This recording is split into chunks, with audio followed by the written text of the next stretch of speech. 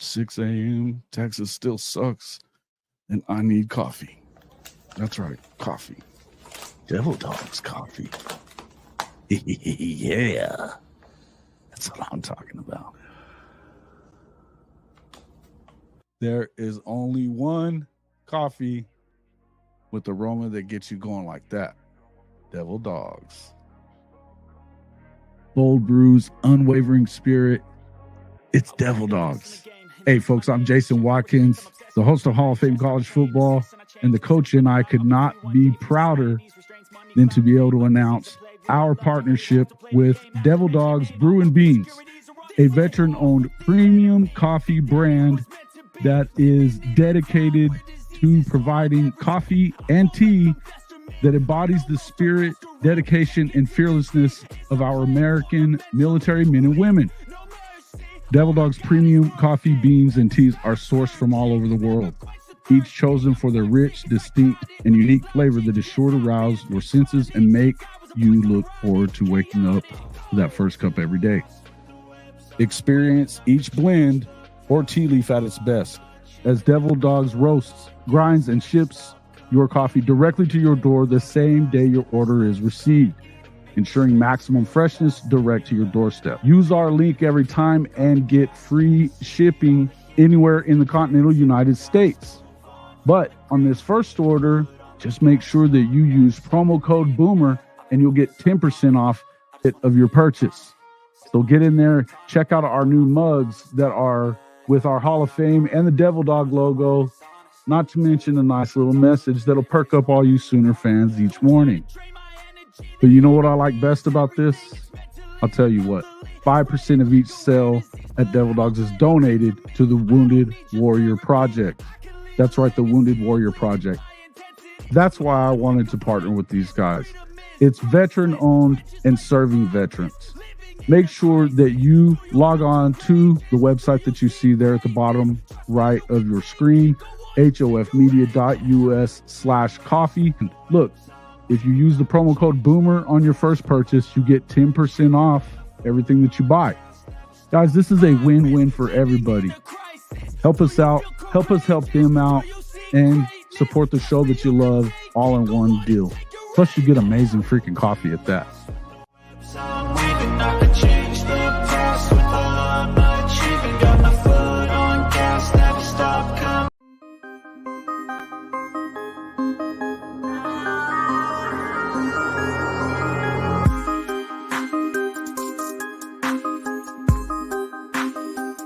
Let's go!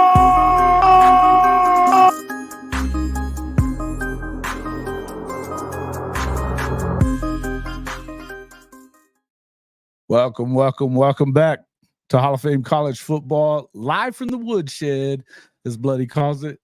We're going to start doing a call-in show for everybody to kind of call in, give a couple of minutes of what you feel like, what you want to talk about. We'll give you a couple minutes, one question, two questions, whatever, and that'll kind of spur some conversation. But everybody jump in there. I've already put the StreamYard link in there. You don't have to okay your camera. We don't have to have you on the camera. It's fine. That way you can turn off the camera. If you are in the call log, make sure that you go ahead and turn off your stream that you've got coming through YouTube. That way we don't get any kind of echo or anything like that in here, okay? All right, so welcome back to the show, everybody. Before you forget, make sure to like the stream, wipe those feet, and like all of our videos. If you're not already a subscriber, we'd love it if you become a subscriber. I just threw that. Look, DevilDogs is very important to us. I went ahead and threw that in there for a couple minutes just to get everybody in the stream ready to go. But we want to make sure that, hey, if you're buying coffee, you need to be buying coffee from DevilDogs. It helps support the program. And it supports veterans, which is even more important. 5% of everything we sell, everything that DevilDog sells, goes directly to the Wounded Warrior program, which is so important to me. So let's make sure that jump in there and do that. I know we've already got a couple of customers. Kimberly's one of our customers on that. I know some of you other guys have been buying it too. So check it out. The professor loves his DevilDog's coffee as well. Very important for us. Okay. So anyway, yeah. We are actually, I want to say, let's make sure where I'm at real quick.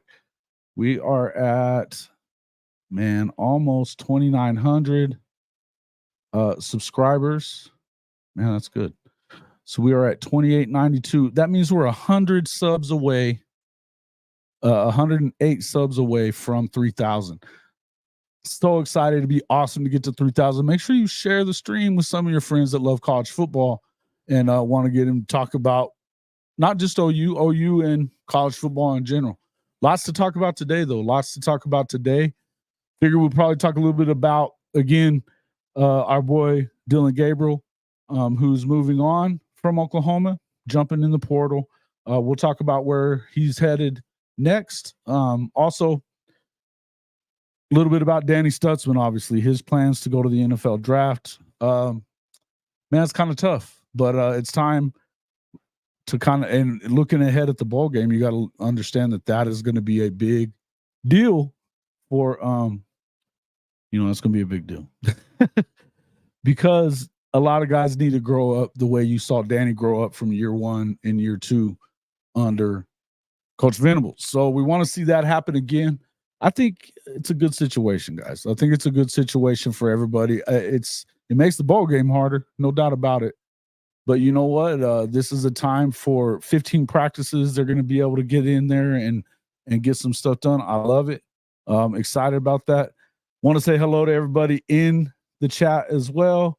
We've already got Wilkerson ready to come in, Adela ready to come in. I'm loving it. We'll let both of them jump in here in just a second. Hankster, Professor, of course, as always. Steve B. There's our boy Steve B. Sooner Cowboys. Look at there he is. Flip season, talking good stuff. Be nice, Sooner Cowboy. Be nice. Okay. Yeah, cool, Sooner. I got you, Adela. I see you in there. We'll get you in here in just a second. The DevilDog. The DevilDog hot cocoa is legit really nice. I didn't even know they had hot cocoa.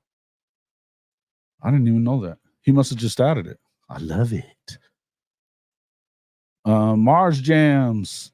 Neilio, look at there, already starting it off with a bang. Hey, appreciate that. Good evening, everyone. Here's to a great show, great chat. Good luck, Jason. Thank you, sir. Thank you, sir. Professor, High Sports. Hey, yep.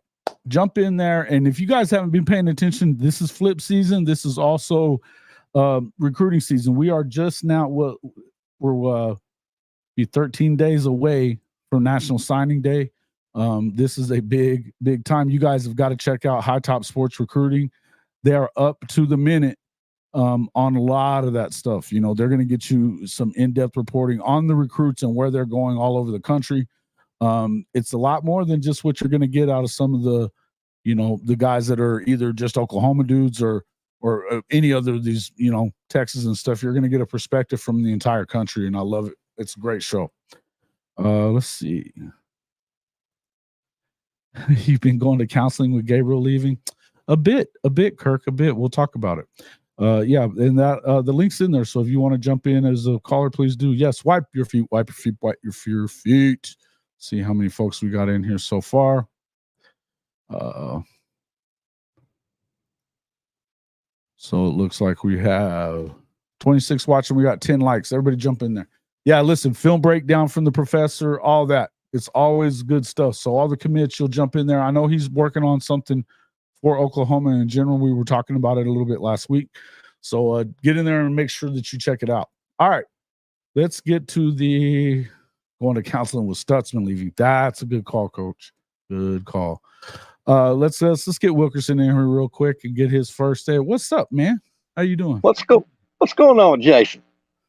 Shoot, man, just trying to keep up with everything and rest and everything else, man. We got it's big time season. If you listen to kind of like what OJ was saying, this is kind of Flipmas time is an important time of the year. Yeah, it is. I was going to tell you about the Stutsman thing. I'm divided on that. The left side of me that's got the angel wings and the halo says, Go on, young man, do your thing in the pro. Go be great for OU. But then I got the right side that's got the devil horns and the pitchfork and the tail sticking out saying, oh, man, why in the hell couldn't you have stayed one more year? I I feel the same way. I kind of thought he might, just because, probably coming back, he would have had a better opportunity to get into that, the Butkus Award finals, maybe jump himself up a little bit. I think that's still the conversation that maybe Billy Bowman may be having with his family and himself and some of the other folks around, is kind of see where he's at. But he hadn't decided to go to the draft, as far as we know. It looks like he may be sticking around. I hope he does. I could also understand if you get a first round grade, you kind of got to go. And you got to go. No doubt about it. And when it comes to like Dillon Gabriel, as we said on the show the last couple of days, when it comes to Dillon, he had to go for the money's sake, right? He did. He kind of had to go for the money's sake, right? So it's one of those things where you kind of want to do that. And then if you can get that in there and get, I'd hate to see him go to freaking USC, Mike. I'd hate that. Well, from what I seen, Jason, I can't remember where I seen it, but it looks like he's pretty much a lock going to Oregon. Okay, yeah, that's what I was thinking too. But I also feel like that could have. I have been able to get Big Dave, and I don't really want to just bug him about it or whatever, because I don't need to be the one to break it or anything like that. But my question would be, you could see DJ going there. Right? You can see DJ going there as well, because if he's looking for another year. Now, one thing I will tell everybody about that, I know a lot of people have talked about it, but I feel like they're running more of that RPO, same kind of system that you saw at Oklahoma, at a lot of places, right? And same thing with USC. I don't think that that's what DJ's looking for. I think he wants to stick with a pro style offense if he's going to stay. I don't know that he's not going to go ahead and go to the draft. I don't know it. I don't think he. I think he may end up in the draft, because even from what we got from Big Dave the last few times he's been on the show, is that he's okay with oops. We're losing Mike there. He's okay though. Yeah, I'm here. Yeah, okay. He said that he's okay with having, where was I going? With going later. He doesn't care about being a first round pick or whatever. He wants to, he'd almost rather go into a good situation than he would just going into the best, kind of the stuff that Caleb was talking about, although not saying it that way, that he'll I mean, you know how DJ is. He'll go play for anybody. I don't think he will. I don't think that's the problem. But here's what I like about DG and the Oregon thing, because they got that Nike NIL money up there. And I've been saying this since DG hit the portal Monday. Oregon would be, and Dan Lanning with Dillon Gabriel. There'll be a problem. Be a problem. There'll be a problem. I think that they go into the Big Ten as one of the favorites. Yeah. Anyway. Yeah, I do too. Because and I don't see. I mean, look, Ohio State just lost their quarter. Kyle McCord is gone. He left in the portal, and they've talked about that kid from Washington State ending up there, but that's not what's happened so far. That's one thing me and a buddy was talking about today. Hey, yeah, we're losing some in the portal and possibly losing Stutsman, but at least we're not Ohio State and losing over half the roster in the portal so far. That's something to wonder about, is what's going on there. But I have heard leaks, Jason. Now you know how shit house rumors are, but I heard that the max exodus at OSU was Ryan Day was supposedly kicking tires in the NFL. I've heard a little bit of that too. But I mean, look, it's kind of like what we talked about with Dillon. He gets shit for the guy's the only team he's lost to, really, aside from in the playoffs. He's lost one game in his time there that isn't to Michigan. That's right. One game that isn't to Michigan. That's right. And so it's, hey, you got to look at it in terms of, hey, man, these guys have done what they've done. And I mean, I think they're a lot better with Jim Knowles and his defense at this point. I mean, they just didn't beat Michigan, and they only just barely didn't beat Michigan. It's not like they got the crap kicked out of them. That's right. So kind of weird to me to see that, but you heard a lot of stuff. I don't know if you ever watched that that show with man. I'll think of it in a second. But anyway, he used to be the Zach. Yeah, Zach that used to be the wide receivers coach at Ohio State with Urban. Oh, yeah. He's got a pretty good. They're freaking raw. They're pretty crazy. But I need to check out Professor's show, by the way, while I'm on here. Make sure you do, man. Make sure you do. You should. Yeah, but that fan base, hey, look. It's a mother. Yes, it is. And I tell you, you think that as everybody was talking about OU fans, and there's a segment of OU fans that are, we said it the other night, bunch of assholes. No two ways around it. God. The way they treated Dylan, the way they've treated DB at times, Todd Bates, they kind of pick their moments and attack, if everything isn't perfect, which is silly talk, right? Yeah, but they need to hit. To sound like this is everybody, because it's not everybody. Them fans need to hit the transfer portal. Correct. I mean, Jason, you know how long I've been with the Sooners, or been a fan of them. And if anybody wants to bitch about the Sooners, live like we lived in the 90s. Yeah. I mean, I went through that 8-9 year spell before Stoops was hired. You got laughed at if you wore Sooner gear.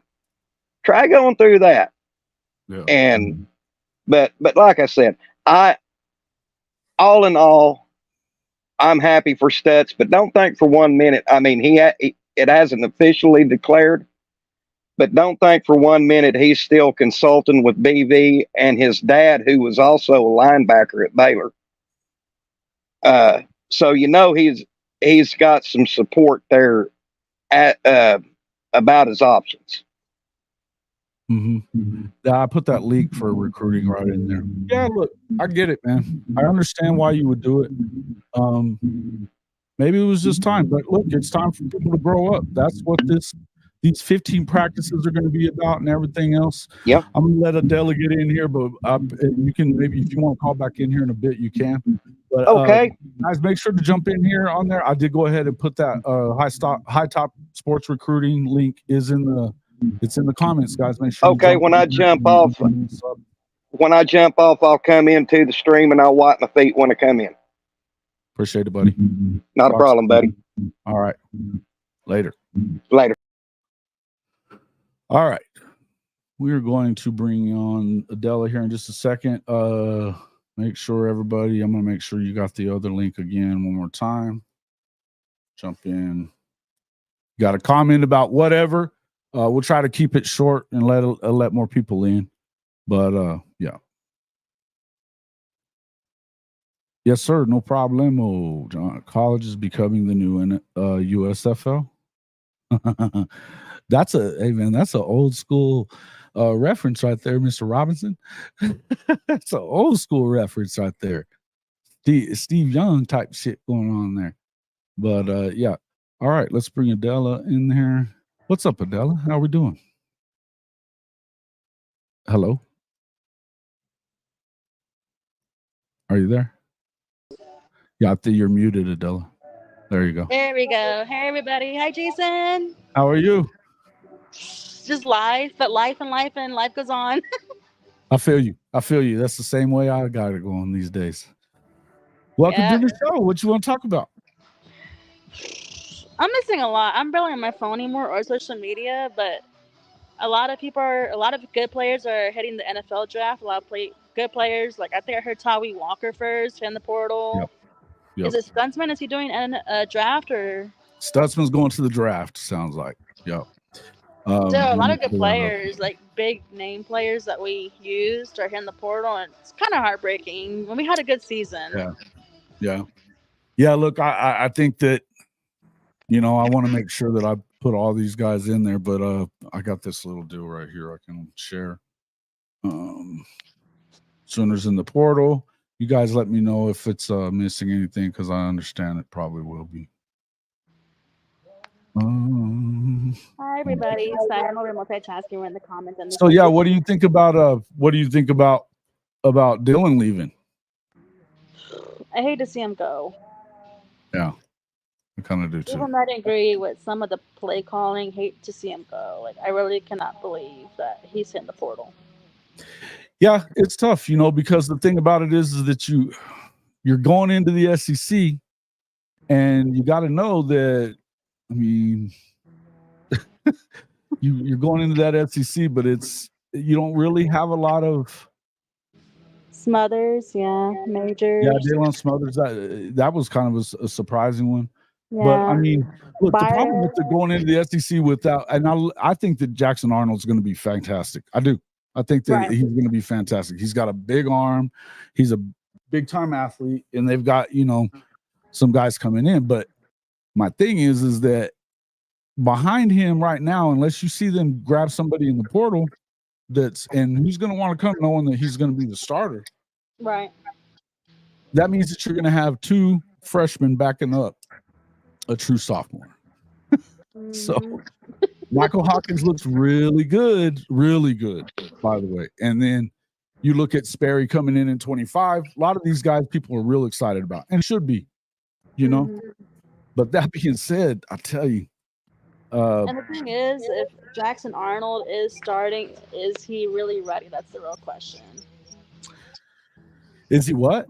Is he really ready? Like, yeah. Well, the good news is that you saw him get in that BYU game and have to kind of handle things. He didn't hit the deep pass, but I like seeing him check out of that one play and check and change the play at the line so that he got a certain look that they had noticed in film. And I mean, the backup quarterback's not always going to pick that up because there's not a lot of coaching goes on to the backups and stuff like that. It's just the fact of it, you know. They don't get a ton of reps, but you know, where's DG going to land? Everybody's wanting to know. And I think Kerwin said it first. Hey, what's up, Kerwin? Good to see you, man. I heard a lot about Oregon. I think Oregon, it sounds like, is where he's probably going to end up. I know that they're making a pitch to him though. Lincoln is. They're making a pitch at him too. If you're thinking about winning, I would say no to that one.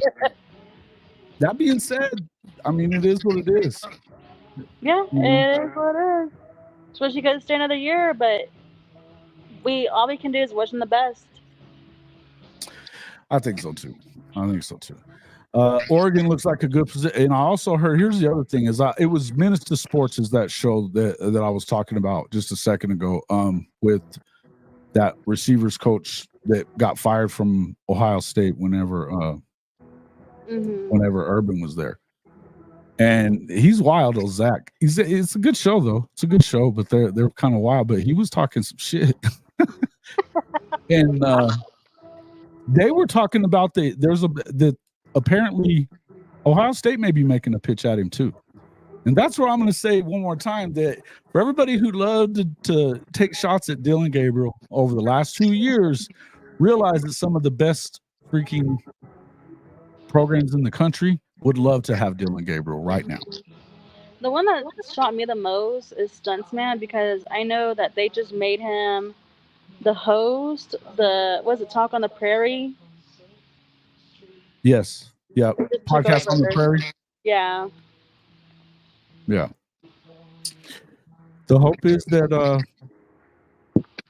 I'm guessing, I really hope that everything kind of turns out like you want it, you know? Yeah. I'm excited for Danny though. I think that I'd have loved to have seen him come back around another year. I don't think it would have hurt him.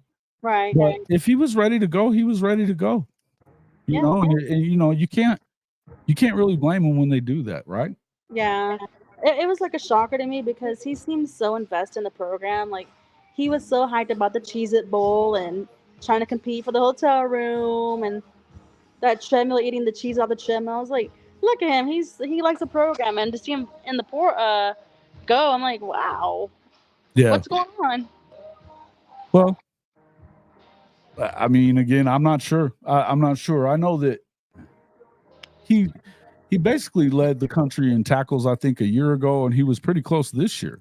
You know, He led the conference for sure. He may not have led the whole country, but he was up there in the whole country as a sophomore. But this was his junior year. He had some more time. But, I mean, if he can – earlier in the year, I saw him pretty late round pick. So he must be getting better better reports on where he's going to be. I think we're still waiting on Billy Bowman to see where he's going to, and what, where he would be in the draft. I think that if he's the first couple of days pick, you might see him leave too. I hope he doesn't. Right. But again, this is one of those things where it's next man up, and this is why they're recruiting on the level that they are. Yeah, that they're getting multiple guys at all these, Makari Vickers, and there's some guys that are there that were freshmen this year that you're going to have to start seeing more time. Kendall Dobie, he played quite a bit. You don't have a ton of dudes with a lot of time, Right. But I think that all we can do is wish them the best. And like as you guys mentioned before in the previous pod, is sometimes it's a coach's decision, where they suggest that it's the best thing to do is hit the portal. And yeah, this is the new college football, Adela. This is the new college football. This is how it is these days. You're going to see these guys in the portal because it is free agency. It is an opportunity to use it as leverage if you're a player.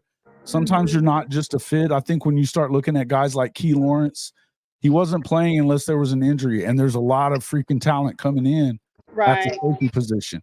And if you got 1 year left and you're trying to get to the NFL, you need to go somewhere that you're going to play. So whether that's taking a step back into non-power 5 or whatever, and just really kind of getting an opportunity to show out and put up some numbers and put some film out there that the NFL can look at, you kind of have to do that. And I feel like it was the same way with Tawi. He was a walk-on. He may have 2 left, but I'm not positive. Right. In any event, I like Tawi a lot. But here's the thing you notice about these guys. You're bringing in guys like Xavier Robinson. You're bringing in Taylor Tatum.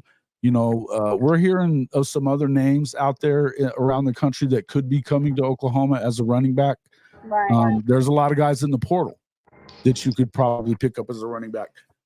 I just wish our guys in the NFL the best. Like, everyone knows that Michael Turk was one of the greatest punters, and he had a lot of pressure on him because his dad was with the Dolphins as well, and he kind of got snubbed on that. They let him go. Yeah. Look, sometimes these guys, it's one thing that you develop somebody into something or whatever, but you're going to see a difference in, and I think like Caleb Hicks, he hasn't shown that he's going in, and I think that's you're probably going to see him. If you see that guy in a freaking uniform, he looks ready. Just the look, the body type of football player look. Caleb Hicks looks like a dog, and he hadn't gotten any time in there. It was kind of weird that Smothers, he did get an opportunity, right? Right. He did get an opportunity at a key time in Bedlam. He was in the game a little bit, so it kind of surprised me to see him go. But from what I hear, I think he may be homesick. Maybe he's got an opportunity there at North Carolina or something. He's from North Carolina. Right. So you could see one of those schools, North Carolina, South Carolina, Georgia even, who knows? You know what I mean? I know Georgia's been struggling at running back too. He's a stud, and he can get after it.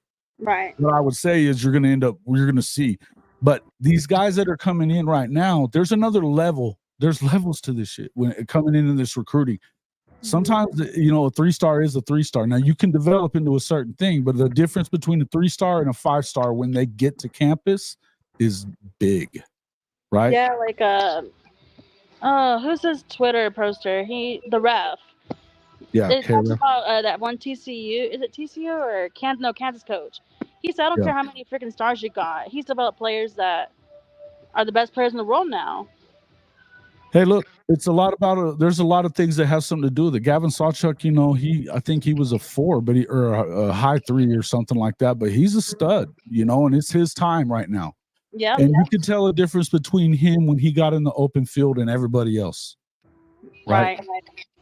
So that's kind of where we are on it. We're going to see kind of what happens with these guys, but I'm telling you, when you see a guy like Taylor Tatum and you see a guy like Xavier Robinson just won his 2nd state championship in Oklahoma.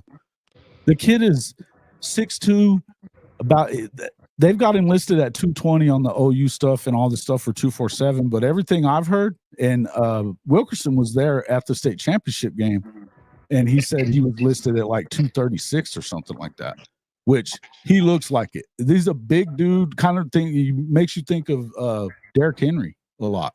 Mm-hmm. I'm not getting into the AD comparisons and crap like that, like some people are gonna. Not happening here. That's one of the things you got to show. But if he looks like Derrick Henry and he can run, and I mean, if you watch his film, he's unreal. Taylor Tatum is a touchdown waiting to happen. It don't matter if you throw it to him out of the backfield or if he's returning kicks. I mean, he likes to play receiver a lot. He is a guy that's going to be a bad dude. Yeah. A bad dude. So, yeah, there's Hank was saying he's the 230 at least. Wilkerson was offered that Arkansas linebacker. That's good. Yeah, look, A&M was full of 5 stars. What did they do? Yeah, we'll jump in that in just a second, Coach, actually. Go. I think it's turning into something similar to that, Kerwin. I think it is. If you, hey, Kerwin, you ought to grab that link and jump on for a second, man. I haven't seen you. Hop in. Don't be shy. Yep, for real. If I'm hopping in, y'all can too. That's right. Yeah, we need more callers. More callers. Come on now. All right. But yeah, I'll throw that in there one more time. Kirkster, if you want to, Kerwin, Steve B. You know, you don't have to show your face if you don't want to. Just don't turn your camera on, and it won't pop you up there. So it's all up to you guys, whatever y'all want to do. But yeah, Adela, I think that I'm excited about it, and I think that this the ball game looks like it's going to be kind of fun because you're going to get to start to see what are we going to look like moving forward. You know, what are the places you really need to look at? You know, it's just the beginning. We're still beginning, guys. We'll be just fine. Patience. That's a hard thing for Oklahoma fans. We're going to be okay, guys. That's right. And horns down, not to worry, because Washington's going to beat that ass in the playoff. I had to wear the hat tonight. You like a hat. Right above me is our merch store. The Buckies. Yeah. Oh, man. You know what? I broke the lid on it. I need to get a new lid. Oh. Because otherwise I'll spill it. I'm like a kid. It's like it's guaranteed. Gotta go as Beer 30, said Coach. All right, Coach. Well, enjoy. Yeah, and the 461 they list is bullshit because he outruns Angles. Yeah. Look, the thing about Robinson, Hank, is that he didn't go to a bunch of camps and shit like that to get timed a lot. You know, I think he knew where he wanted to go, and Oklahoma knew they wanted him to. But again, it is Flipmas time. Don't be surprised on the 20th if they end up with another running back that you didn't expect. So that's what I would say. All right, Adela. Well, anything else you want to add? No, I'm just happy that I am here and you've been always pushing through. I'm very proud of you as always. And especially the subscribers and the people that are chiming in. If you enjoy the show, just like it. But just know that we appreciate y'all so much. And I try my best to be around as much as I can. But I love you all. I love you, Jason, very dearly. Love you too. You are always have been a great supporter of the show. I appreciate you so much. You have no idea. Oh, and I'm here for you whenever you need anything. Just let me know. All right. We will see you later on. Bye. See you. Bye. All right. All righty. So who's next? Let's see what else we want to talk about a little bit in here.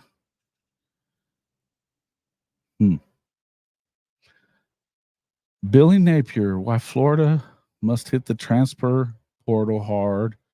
I'm looking at some of these things. Is the professor still in here? Let's see. Hankster, you going to jump on? A&M losing a lot of players. Yeah, let's see. Let's go in and look at that. Let's track it all. Because I know they've lost some of the guys that you were expecting they were going to lose. Texas A&M. It's kind of weird, right? You knew that they needed to hold on to that defensive line coach. What happened right away? It's like we got another one coming in. Look at there. Here's old Lobo 80. Mr. Kirk. What's up, bro? How are you doing? I'm doing good, man. How you been? I'm good. No complaints. This is Kirk Robbins, folks. For everybody who you don't know, we went to school together in Artesia, New Mexico. He is a former New Mexico Lobo receiver. And he was now you're out in Arkansas, correct? I am. I live in Arkansas. So I've lived here for almost 20 years. Yeah. Well, so what do you think about how in the hell does Arkansas make the choice to bring Petrino back as a coordinator? Wow. Man, I could get into this. Like, there is so much archaic thinking as it comes to coaching and other things like that. And I mean, I hope it works out, but like, it didn't work out at A&M. I mean, homeboy didn't do anything at A&M. How was that offense? Like, I don't know what he told. But it sounded to me, well, and Petrino definitely made it sound like he wasn't allowed to do his thing, right? I don't know. Look like it was him to you? I mean, maybe that was the case.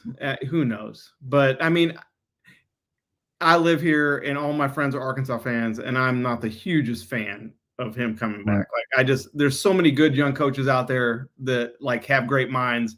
And I just think that like we get stuck in the past. Like we just get stuck and it's just like, yeah, like there's just so many people out there that are like, how do you not fire the coach after this time? I mean, why did we not fire the coach of Arkansas? Well, we still are on the hook for probably Petrino the first time and Bielema. I mean, there's only so much money to go around. And then so we've already got into this. Like Bielema was here and we gave him an extension and fired him the next year, I think. And then like, he's probably, it's just, I don't know. We're probably still paying whoever Petrino for the first time around. That's funny. We'll just give you your salary back. All right. Come on. Yeah. So, I mean, that's probably what it's about.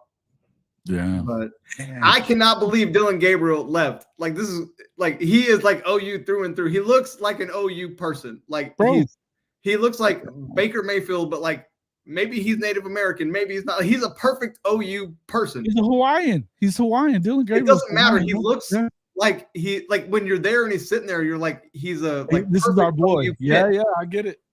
Look, I tell you, we were talking about it the other day. It sucks. It sucks. I think that I understand the want to bring in the kid, the 5-star, and let him go do his thing or whatever. But there's nothing like experience when you're headed into a new conference like this. And not only, I mean, look, I think that Jackson's going to be great. And we're going to get to find out a little bit about him in this Alamo Bowl game, going up against Arizona. Arizona's been a hell of a team this year. Right. Yeah. He'll probably be way more motivated probably than OU. So like, I hate it. Like it may be a tough game because bowl games are weird. Like here's the thing, though, the guys that are playing now, the guys that are going to be playing for OU ought to be nothing but motivated. They haven't got to prove themselves in any way. But they probably haven't played as much as the Arizona kids. Facts. Oh, so you're just are you telling me you're picking Arizona? So if I went onto my betting app and I looked at I don't know what the spread is now, but yes, depending on what the spread, like I would definitely look at it and consider it just because they probably aren't losing. They look really good at the end of the year. I got to give them that. Jed's done a great job there. He has. So I don't know. I mean, and they've got some young kids playing, but their quarterback looks really good. I was disappointed to see Gabriel leave. I don't know where he's going to go. He's not an SEC quarterback unless you're at Alabama and they have a quarterback there. Like, there's no other school in the SEC he's going to play at. Oregon might be a good fit, but, like, other than that, like, quarterbacks like him, there's just only a couple of places that you're going to do well in, like, a Power 5. Maybe. I don't know. I think that there's not one school other than Alabama. He's the guy that doesn't turn the ball over. There's not any school in the SEC he would be good at other than Alabama because they got a bunch of great talent. Why do you think that? I mean, put Bryce Young on Mizzou or put him on Arkansas. He's not going to be Bryce Young. I don't know that he's. Yeah, but you saw. You know what I'm saying? Like, there's you have to have a right setup. He's the type of guy that can. He's going to take quarterbacks. You have to have the right setup for. I give you that. But I think that there's a reason why teams like Ohio State have looked at him as well. I know that that's something that they were talking about there. I mean, his name's coming up. His name's coming up all over the country. And I think there's a reason why Oregon wants him so bad. And he would be great at Oregon because he fits into that. They spread it out. Like they have it's a different thing. Like he's going to be in the shotgun a ton. Like you can see over the line. It's just a different type of offense. I don't know. I think DG would start at some SEC schools, but I think he'd definitely be the starter. He would start at a lot of them. He wouldn't be as good as he was at OU. Probably not. Go down the list, and there's like well, you don't want to go to just anybody though either. That's the thing. Is I was saying that if he wasn't going to a place like I think he's probably going to end up at Oregon. If he wasn't going there, I would say, I mean, why would you even want to go to Mississippi State? Even with Lebby, I don't see it because my whole point situation. John Robinson, yes, he would start at a lot of SEC schools. My point is he wouldn't be as good as he was at OU. You go down the whole list, you know, like there's like 2 or 3 because of the gauntlet of defense and people. It's just different. Even though I will say, like I'm not an SEC homer, but we are down this year. It was down a bit. I mean, you're not used to seeing freaking Missouri be that good. Or like you go look at Georgia's. I wanted Georgia to not be 1-6, but you look at their schedule and it's just like it's hard to like. Well, I wanted Georgia not to be kicked out of the playoff. Got taken from their schedule. It screwed up their schedule just like it kind of screwed up Oklahoma's. You couldn't afford to lose if you were going to make the. Had they have lost earlier in the year, say they lose the Missouri game and then beat Alabama, they're in the playoff. Man, you see that video of the Michigan room when they saw that Alabama was announced as I was going to bring that up. They were like, oh. They were all excited. And then it was like the room. It was like a funeral. It was like there might have been it was like a funeral. Like I was like this. You know what's going down now. They're screwed. Completely screwed. But no, I had to jump on here to just talk a little bit. So, man, I appreciate it. That was hilarious, dude. That freaking. I was gonna bring that up to the Michigan room. The playoff this year is gonna be like It's a joke. I mean, I would love for Michigan to do something, but I just feel like Alabama's gonna. They're just hitting on all strides. But maybe this is the year because. I mean, Alabama almost lost to Auburn. They almost lost to Arkansas. Like maybe it's a good year for like some fun stuff in the playoff. Maybe. I think that I don't see Michigan beating them, but I could see Texas or Washington. I mean, they just played Auburn a couple weeks before Georgia, and it was a tight game. But you know how that game is, though, dude. It's a freaking rivalry game. You know how it is. Think about Artesia and Carlsbad, bro. Carlsbad could be terrible and beat Artesia. Terrible. You know how it is. It's the same thing. This is the Iron Bowl we're talking about. You never know what's going to happen.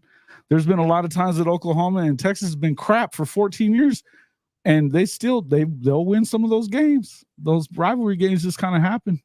Yeah, you were talking about like Petrino. Like you got to get off this 5-star, 4-star, 3-star shit. Like people don't. I mean, it's a joke. Like there are so many. I mean, you're seeing it with. I told you, Brock Purdy. You're seeing Urlacher. I could go down a list and like. Hey, there's dudes that come from everywhere. That's the thing is. It's just a joke. And what happens is you get these archaic people. Like you don't get recruiting is different now. People aren't recruiting great. Like it's different. It's so different. Think about A&M. Look at Jimbo was just there looking at 247 and being like, "Yep, target him, all the 5-star guys, and just see how much money we're going to give them." It's a broken system. It is so broken. I mean, in order to get those stars, you got to be over there at their camps and paying for their camps and doing all that stuff in order to get looked at correctly. They're not looking at you if you're not at the paid camps. That's it. You're talking to a poor white kid from Artesia. Like I get it. I didn't go to any camps. And think about Brian Urlacher. Tech didn't even want him. Nobody did. He only had one scholarship offer. Mm-hmm. You know what I'm saying? I mean, that was it. I mean, golly, and you played with him. You know what he was. He was unreal. I mean, we were friends in high school. We're friends now. Like, it's funny. Yes, it's a joke. I mean, dude. Same with Purdy. Like, nobody recruited Purdy, and you can tell he has a good IQ. Yeah, Pacheco's a crazy good running back. Mm-hmm. Like, it's just like nobody wanted him either. Like, he is a low-star kid. He's a big, tall, strong running back. And I'm like, how did a kid like that not get noticed by anybody? I'm pretty sure he looked pretty good as a senior in high school. Bro, I'm telling you. And that's the thing. There's guys that it happens all the time, though. I mean, look at DK Metcalf, when he went to Ole Miss. How do you not see him? I mean, and he was like, I think he was a high 3-star, maybe a 4. But that guy is unbelievable. I mean, yeah. And he could play left tackle. He could play tight end. He could play wide receiver. dude, no doubt about it. No doubt about it. That's the whole thing. Hey, man, I think that, and that's when, Isaiah Simmons, Coach Venables and them, they found him in Kansas City. Neilio's always talking about him, and he was a 3-star. He wasn't great in high school, but they saw something in him that they could develop and turn him into a freaking top 10 pick. Man, I was listening to you the other night, and Coach was on, and I was like, he's a Notre Dame guy, and I became good friends with a coach of mine. His name was Bostad, Coach Bob Bostad, and he was at Wisconsin. He did other things like that, but I went when I was like a couple of years ago. I was working. I was in his area, and I went and stayed with him. And he was talking about how they recruited at Wisconsin. Sometimes he said, like, sometimes I'd be there on a visit, and I'd be looking at the tallest white, like I'd be looking at the tallest kid in the band, like they were very different about how they recruited linemen back then. Like, oh yeah, Wisconsin, other things like that. Like, they were very good about finding kids they thought that like could be great offensive linemen at Wisconsin. And I just don't think there's enough of folks still recruiting. You know what I'm saying? Right. Like if Landry Jones's parents hadn't sent him to a bunch of camps and stuff like that, like he wouldn't have made it out of Artesia. That's true. Look at Cole McCamey. He kind of was late in the game when it came to camps and stuff like that, but it got to the point. I mean, Colorado was after him before he ended up at UNM, and it probably worked out for him to go to UNM, because they were. But you had an opportunity to go bigger and better, because Barnett was a good coach. Yes, so I would have, but Cole was really good. It was that dual threat, good college quarterback. And that's probably the best UNM's been in a while. Was when those guys were there, him and Hank, and they were really good in '97, and then they went on that run afterwards. So yeah. But so tell me, like, when you were playing and stuff, and I know you got a chance to play, but it was tough because y'all didn't throw the ball a whole lot. We did at the beginning. I love the transfer portal because of that type of stuff. I don't know if that's what you were getting at in general. Yeah. What would that have meant to you to be able to get a chance to go and play for somebody like Mike Leach with your speed and stuff like that? Oh, I mean, dude, I can go down a rabbit hole right now. Like, I'm not that much older than Wes Welker, and I was around him in different environments. And I promise you, I could have beat him in a foot race when I was in high school, college, today. Yeah. And it was a different environment and a different system. And I think he was a walk-on when he went to Tech. He was. And, I got offered Tech really late. Like, I had already signed my letter of intent. But at the time, Tech ran the veer. And the WAC at the time was almost better than the Pac-10. Like, they threw the ball. Like, we had a ton of teams in the top 25. Like Air Force, Colorado State. Think about it. It happens like that all the time. It's always starts. People don't understand how crappy the Pac-10 was when we were growing up. Like, they sucked. Man. Yeah. Like, I can't think of any good team out of the Pac-10 in the late 90s, early 2000s that was consistently good. A little bit, but they weren't. I mean, it was a big deal when UCLA went to the Cotton Bowl in like 96, 97. That was the best for them. So it just can't. So they threw the ball. Was Neuheisel there at that point? Was that when they had Rick Neuheisel? It was so Rocky Long was the defensive coordinator. Bob Toledo was the head coach. Maybe he was it Toledo? I think you're right. Yeah, that sounds right. Because he ended up going somewhere after that. But anyway, yes, I would have loved to have transferred because I saw what people were doing with OU and Tech. Mm-hmm. What I hated is Josh Heupel came on a recruiting visit to UNM, and we didn't offer him because he was a 5'10", little quarterback from nothing. Appreciate it. People don't understand. Like, I was there when Josh Heupel came on a recruiting visit, and we didn't offer him anything. Wow. And then he goes to OU, and he was for like Snow Junior College. Mm-hmm. And, seeing OU, people are crazy about OU in the 90s. They flipped, and they were playing people out of position when they won that national championship. They weren't like they didn't have, they had new people running this new offense and doing all this crazy stuff. Anyway, yes, I would have loved it because it's a slippery slope. I hate seeing a trillion people in the transfer portal, but I also hate seeing old white 85-year-old billionaires in the NCAA making money off these kids. Like it's a slippery slope, right? It is a slippery slope, but you're not going to unring the bell. Can't put the toothpaste back in the tube. So no, like I would have loved it. Like as soon as Tech started doing what they were doing, and I had to play against Tech during that time. We had a home at home for 2 years. We were running this old tired ass offense when after Franchione left, and I'm like going down to Tech, going like looking at all these untalented people like just crushing us. And the OU's the same way. I'm like, that guy's not good. That guy's not good. But they're just crushing people because of good scheme, offense. Anyway. Yeah. That's the only time that the air raid has won the national championship, really. Was that Oklahoma team.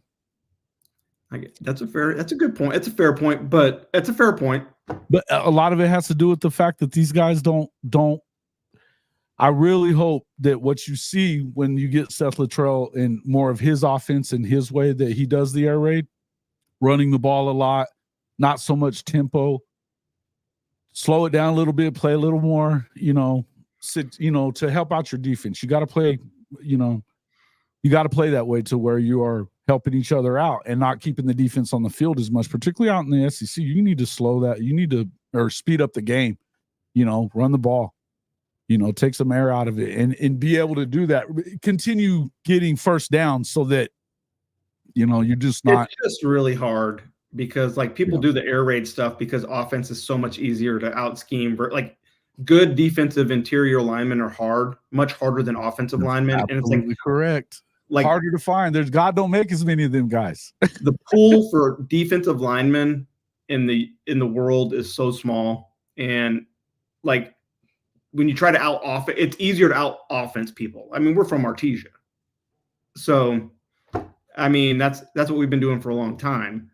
It's just so yeah. Swammers, have you been saying that stuff on here, bro? Reported MSU put together 1.5 million, but also said, you would match it. Swam in here trying to start trouble with his Oklahoma State butt. Right, you get MSU. Talking about Mississippi State putting them together. For who? For Jackson Arnold. I mean, Mississippi State, that's a tough place to go. Like it's a hard. Yeah, I think Jeff's going to do a good job there, good enough to get out of there. And I had some Mississippi State fans get pissy at me about what I said, but I just said that it's a tough place to win. It is. You're 30 minutes away from Tuscaloosa. Good luck. And I mean, and honestly, most people, I mean, Ole Miss is a much better place than freaking Mississippi State. I mean, Stark Vegas is a crap hole. Oh, bro. I mean, it's Lubbock and Mississippi's it's a pretty state. You know what I'm saying? Like, right. It's yeah. It's a tough place. And the cowbell thing would drive me freaking crazy, bro. There ain't no way. Yeah, I mean, yeah. Bro. Levy got off the plane thing. Clang, clang, clang. I'm like, I'm bugged with this already. I feel like Tech used to do that. They used to do a bell or a clicker thing before they chuck batteries, thing. Bro. They chuck batteries. Come on. Oh. That's the word that they throw batteries at Jones AT&T Stadium. I've actually seen it once, but I don't know. They said it happened last year, but I don't know. It'll be interesting. In terms of Texas and the Final Four, it'll be interesting how it goes. Like this will be how do you think Texas is going to be in the Final Four? I think they're going to get beat. I think they got beat by the same team. Didn't you say DG is visiting? DG? I think he is. That would be the worst decision of his life. Like I think if you have an Gabriel are going to love if he goes to Mississippi State because they'll be like, dude, you're an idiot. Like he is not going to succeed there. I promise you. I think he did his favor for Jeff too by coming to Oklahoma because he was already going to be at UCLA. He had enrolled in everything. He was ready to play at UCLA. So we'll see. Yeah. I got nailed by a small tortilla shell in Lubbock. Yeah, this guy remembers the tortilla days. Yeah, those were good days at Tech. They still do it, bro. They still do it. They still do it. Yeah, I saw a video. I saw a video of last year. There was somebody from another team was scoring a touchdown, and there was a tortilla landed in the end zone right next to it. It used to be crazy though, like lots of tortilla shells on the field. Yeah. He said Mississippi Valley is the SWAC's Mississippi State. Kerwin went to Prairie View A&M. Kerwin's my partner on the Otis Taylor Hall of Fame stuff that we've been doing. Still trying to get him into the Hall of Fame. You ever seen? You can be banging that drum. I'm ridiculous that they didn't put. They haven't put. This is the wrong podcast for that, but like I love. Otis Taylor was a dog, dude. That guy would, if he played in the modern era, he would be among the top 2 or 3 all time, no doubt. The dude was a monster. You should go back and check him out, dude. That I mean, my other channel is about Otis Taylor. I've got another channel on here. Everybody should go check it out. It's freaking unbelievable that they don't have him in the Hall of Fame 40 years after. He's the only receiver to ever be MVP by any major service, the UPI, which was like the AP. It was owned by Hearst Corporation, but he's the only guy that ever won the MVP ever. And so it was messed up, man. Messed up that they did that to him. It's a messed up system in general. Anyway, it took a long time for Zach Thomas to get in there, so it took a long time for Zach Thomas to get in there. Yeah.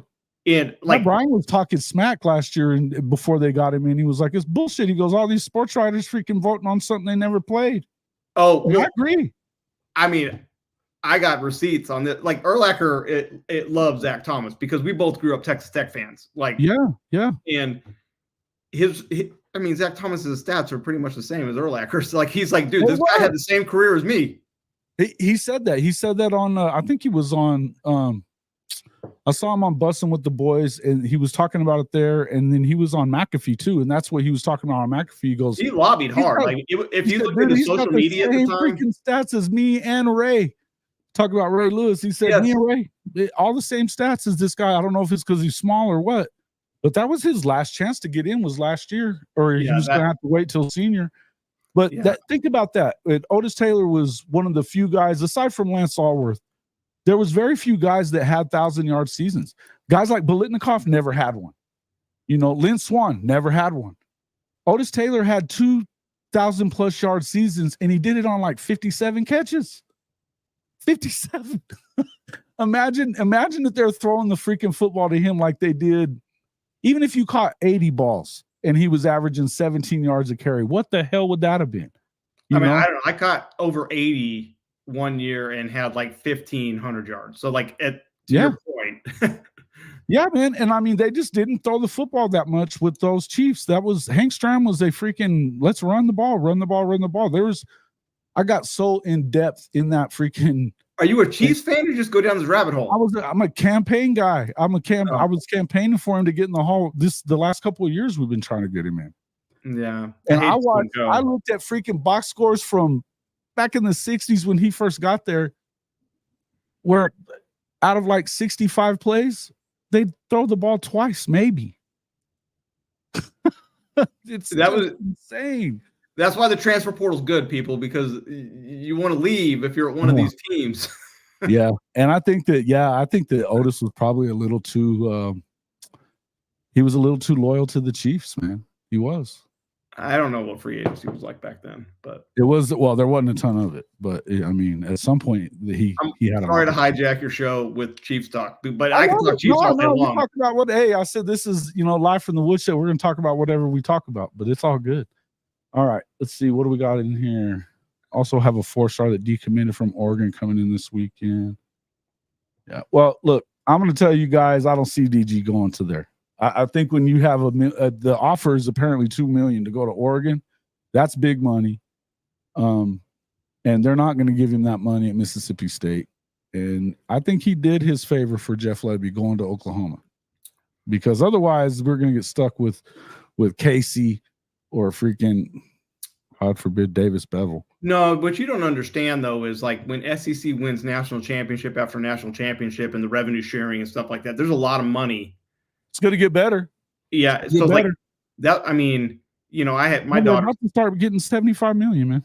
my daughter's a college swimmer, and I was trying to get her into a Power 5, and then whatever SEC, because it's just different money because of all that other stuff. So like they do, like Mississippi State, even Vanderbilt, even though they suck, they all share money. That's the thing about, see, everybody wants to know why the Big 12 broke up. There's why. Because you had uneven revenue share, unequal revenue share. It screwed it all up. Oh, people don't understand when Georgia wins the national championship, some of that money goes to the SEC, not just Georgia. That's right. That's right. You get money for actually making it, but so does the entire SEC gets it. It doesn't, you know. I mean, there's a reason Kentucky's gotten a lot better since evenly. They split it up even. By the time it's all done with, they're saying it's 75 million is the number that starts next year. By the time you're done with who makes the playoff and stuff like that, then it's going to be closer to 100 million a year for these teams. It's going to change a lot. Yeah. It's just going to make the rich get richer, though. This idea that the 12-team playoff is going to give everybody a chance is not exactly since right. NIL started, how much better has Kentucky and Kansas got at football? Like, or Kentucky in general, not Kansas, but like they've gotten better. Yeah, I don't know that it was just about NIL with them, but kind of, because they're not going to be able to do the same amount. But I mean, it's weird that it kind of affected them the opposite way with basketball. I don't know what's up with Coach Cal. That dude just keeps on not doing anything. I guess when they were paying before, but never mind. I'm not going to say all that. You know how it was. Again, I will go back to evolving during this time and era of NIL type stuff. And we have a coach that has evolved. You got Musselman. I mean, you could look at him doing like weird, crazy stuff. Bro, he's a hell of a coach. Like he'll do TikTok, he'll do stuff with his teammate. Like, so like you're going to get kids going like, hey, if you're going to teach me how to play defense and I don't know how to play defense, and you're going to show up on my TikTok or my Instagram, and we're going to do some, like, I'll go there. Right. Like, so Calipari can't just roll out the same stuff. Yeah, dude, you got one natty, dude. You can't act like you're all that. You know what I mean? You can't just do that. Crazy. Hey, man, now I appreciate you coming on the show, though, man. I haven't talked to you in a while. How's the family? Everybody good? Busy, man. 4 kids all over the place. Like it's bananas. Like it is. I'm over it. Like like it's gonna get better in like 5 years, but like my youngest is 13, my oldest is 19. I have 4, and I'm like in the thick of it. I'm through all of it. I'm through all of that, but now I got grandkids, so it's wild, bro. I don't want any grandkids. That'd be a different conversation with my college kid if I had that call. Well, brother, thank you for coming on, man. We appreciate it. Yeah. We'll talk to you soon. Later, man. Later, bro. Happy holidays. You too. Go. Oh, man, I gotta miss it. Say it again. Great to be a Bulldog. Great to be a Bulldog. Heck yeah, there you go. Number 32 this year. 32. Yeah. All right, bro. Later. Great to be a Bulldog. All right. Kerwin, get your ass in here. Kerwin. You're up. Let's see. What else we got? I'll go back through some of these comments for Prairie View A&M. Just north of H-Town. Used to live 30 minutes from there, right out of college years ago. Yeah, man. So being a Chiefs fan, I know you got love for Otis Taylor, right? I know you do. Got to get that dude in the freaking Hall of Fame.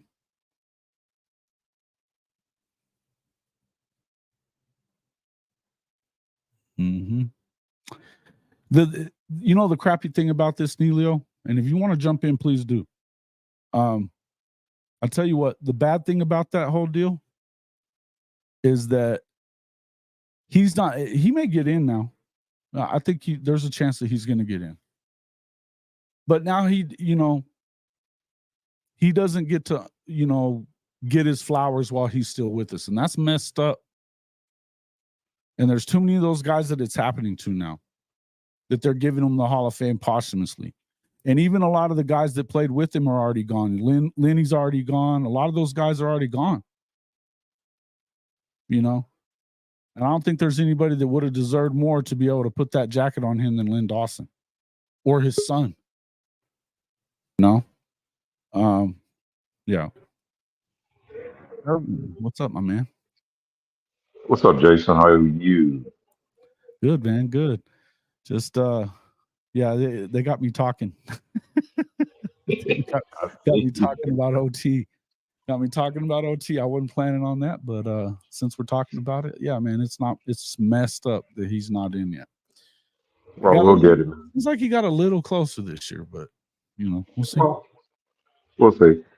Purview did the deal with the family where they will have exclusive rights to naming and marketing at the college level. So I think that's a good thing. That needed to happen before he gets in at that level. So that's a good thing. Yeah. I still think that we can run a campaign and maybe even do it better this year, but we'll have to talk about that. Yeah, listen, I'm ready. I'm always down to talk about it and push for it. Mm-hmm. But we need to have more people from Kansas City, more people from Houston. Sunnyside, Prairie View. They need to step up too. And that's and particularly the Chiefs. The Chiefs need to step the hell up. That's all there is to it. But it's good to see you with the Oklahoma fan base. And yeah, you enjoying it? I really have enjoyed it. I've been behind the scenes several times and been checking you guys out. Even had the opportunity to say hello to Coach and wish him, as well as you, happy holidays. Absolutely. I think I'm going, looking at trying very hard to get to the Alamo Bowl. It's on the 28th. So that's the day after my birthday. So I may be out there. Mm-hmm. You ought to meet me over there, man. I just came from New Orleans. You did? Yeah, cousin got married. I'll send you the videos. Nice. You may want to relive that one too. No. Indeed, we had a good one. No, man. But yeah, man. So I might be in that area anyway. So we'll have to get together sometime whenever I get down that way. But I appreciate you calling in, man. I appreciate you too, man. Keep it up. And I'm gonna say roll tide, but you got that old you going for you, so you good there too. Yeah, I don't. This is what we say here. Woman sooner. All right. You take care. We'll see you, Carl. Later. All right. Be good. I'm coming here with that roll tide stuff. Let me try this one more time.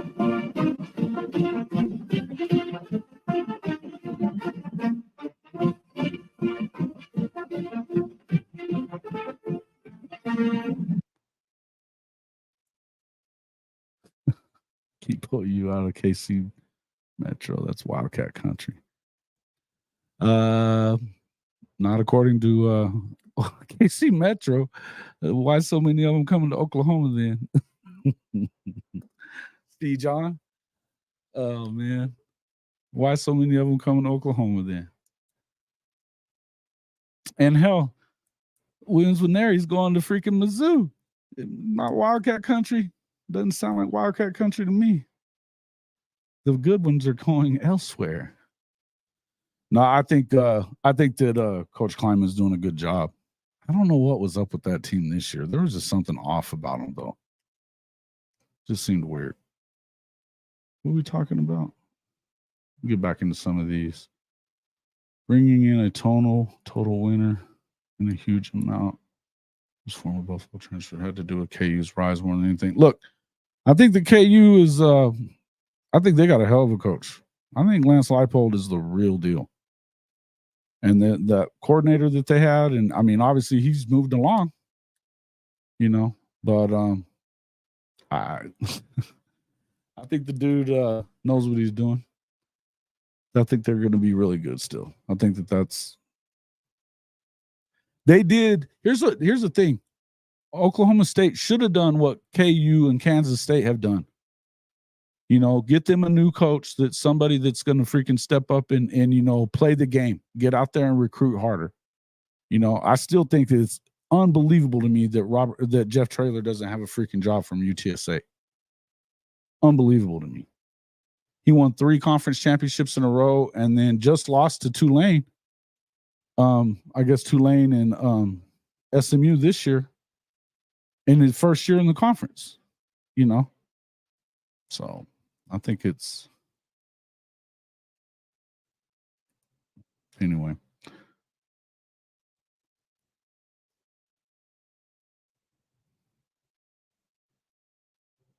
Are you sure that's an anomaly, Nelio?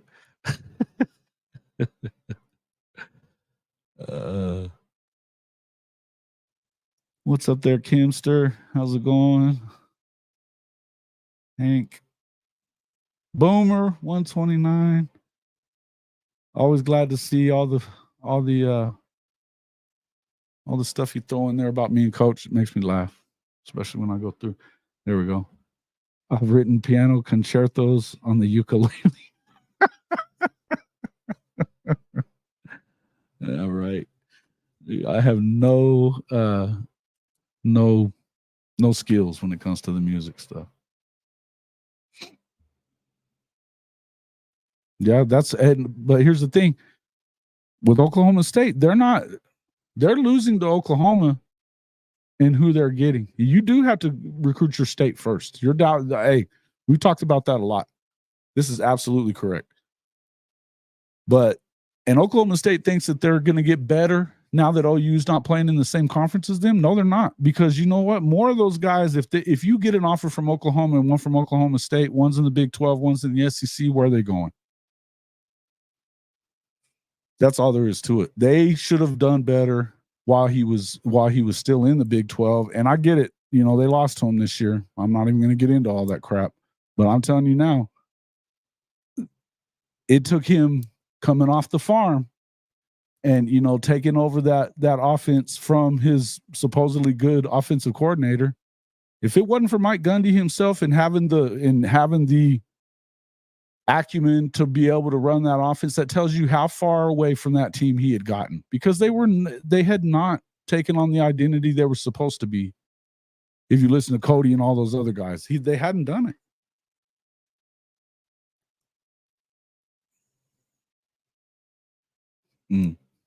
Oh, that it hardly ever happens. Okay.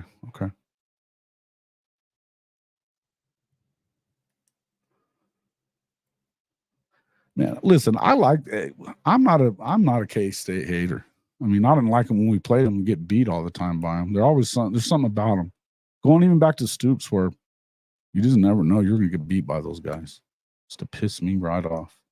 But they're good. They're always good. And how can you can't say anything bad about the guys that they had coaching and all that stuff. I mean, these guys are big time coaches, And hey, I love me some Go Power Cat. Tim Fitzgerald, I think he is a straight pro. One of my favorite creators, journalists in the Big 12 out of everybody. I think he's one of the best. So I enjoy. And you know what, guys, he's been kind of going through it lately. So make sure you guys are keeping old Tim in your prayers. I think he's been struggling a little bit lately, and I know he's been really tired. So that cancer's been tough on him. He's a fighter. And but I know he's not even going to the bowl game. So that's he would be there if he could be, but yeah, I don't know. Worries me about him. He's one of my boys. Yeah. Sure. You got to do it. You listen, when you are in, that's exactly right. It doesn't matter what you are in the program. If you are one of those top 5, top 10, I mean, Alabama has to win Alabama first, and then they can get everything else. LSU, they got to win Louisiana first, and then you branch out. Those Louisiana kids are why LSU is always so good, and it's the same with a lot of these guys. Want a big-time coach. Fitz is the man. Love Fitz, right? Absolutely. Old school, hard-nosed team, doing more or less. That's right. Doing right. Look, there was this, I don't know that it was necessarily the Will Howard thing or what it was, but I don't know. They just didn't seem like they were that tougher of the teams that you had seen in the last few years. I don't know what it was about them. But they do develop very well. They do develop them very well. Thank you, Gary. We'll definitely pass those on to our boy Fitz. Bishop Frank, what's up, man? Good to see you. Good to see you. Professor, you want a big time coach? You ready? You ready to get Billy out of there, Professor? Absolutely. Thank you. I agree. God bless Tim Fitzgerald, one of my boys. Oh, Fitzy's the man. The man. All right. So we've been going for a little over an hour. What else y'all want to talk about? Florida's not recruiting that well at home. What's up with that? But aren't they still top 5? Are they still showing the top 5 on them? Let's see. Let's take a look at football recruiting team rankings. They're still number 5 in the on-3 rankings, which is saying something. I thought they were they're for sure in the same in the other ones. Oklahoma's number 8 in the on-3 rankings. Are you losing some of these guys, though, Professor? Xavier Filsamu still there, according to them? You're going to see some flips on signing day, you think?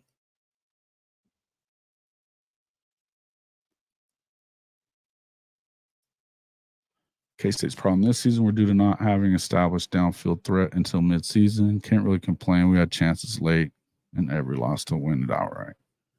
That's a fact. How you miss a freaking extra point to win that one in Texas?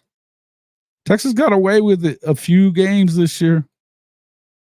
I mean, it almost felt like TCU last year where they just lucking out on some of the shit. You're done. You've checked out on Billy, huh? Damn. Shelton hadn't even said that. Crazy.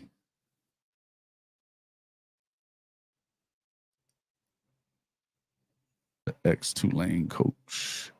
Who we talking? Oh, Willie Fritz. Willie Fritz going to Houston. That was a big pickup for them. Houston was smart. I was surprised that Texas A&M didn't get Trailer. I thought that was nutty. Thought they should have. All Texas kids, though. To Texas, Arizona. Filsamu to Texas, maybe? I could see that. Harris maybe to Ohio State. I've been seeing that too. Yeah. Oh, I love my trolling Sooner fans.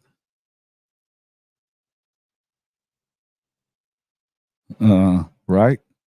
Hey. People slept on that dude. I'm so glad that Oklahoma didn't. That's the kind of dude that would have ended up at Oklahoma State and ruined everybody's life.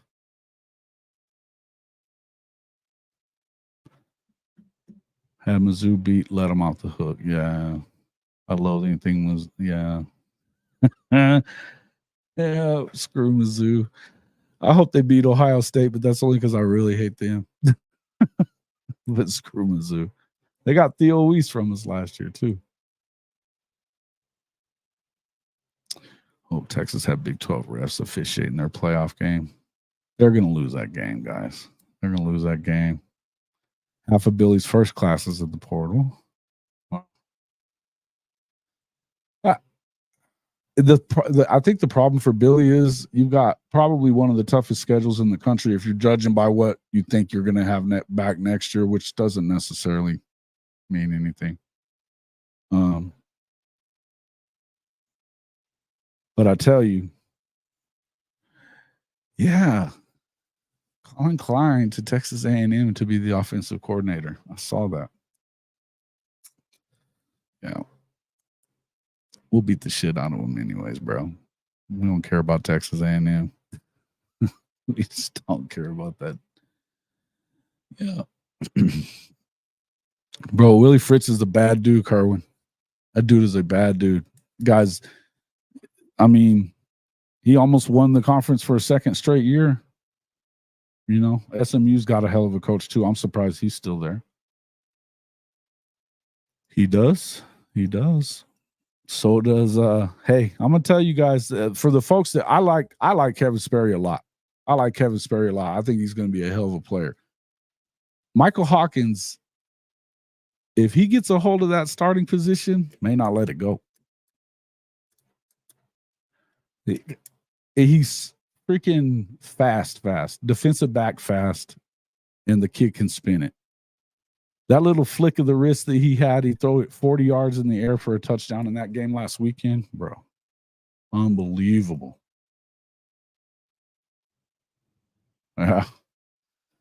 Yeah, that's the question. If you lose DJ Lagway, they probably send Billy's ass out the door behind him, don't you think?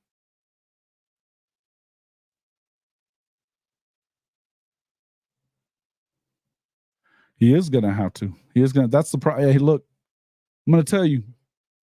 There's a weird thing going on there at Texas A&M that, you know, they can get all the talent in the world, but they've still always had the same. No matter who the coach is, their winning percentage stays about the same since about 1940.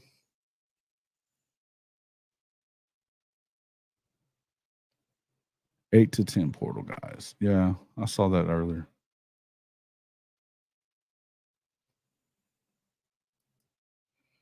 Four wins for Florida? Well, they're screwed. He's gone then. Why? I mean, you know, what are they waiting on then? Dude, bro. Michael Hawkins is a bad dude, man. His daddy, Mike Sr., 12 years in the NFL as a defensive back? Big time player. He's got a brother that's a DB, big time player. This kid's going to be the man. Willie Fritz wanted the gig at KU, the past three coaching hires. Yeah, that's crazy. That's wild, right? But I mean, you can't say that they did the wrong thing in hiring Lance Leipold. The guy won like 7 freaking national championships at the 1AA or Division II level. Unbelievable.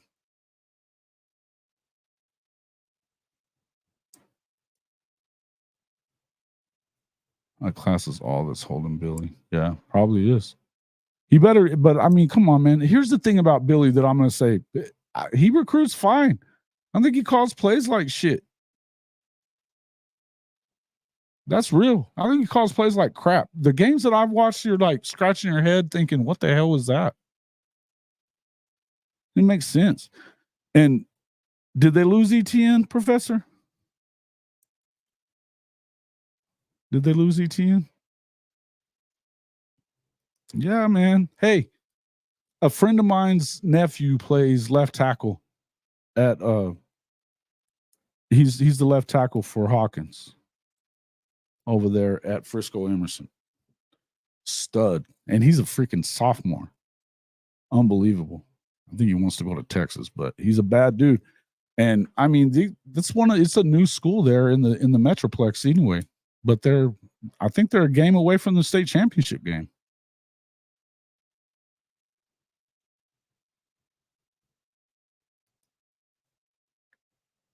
Showing the 24 OU offensive recruiting class tonight. It won't have every player, but key players will release tomorrow morning at 6 a.m. Good stuff. Yeah.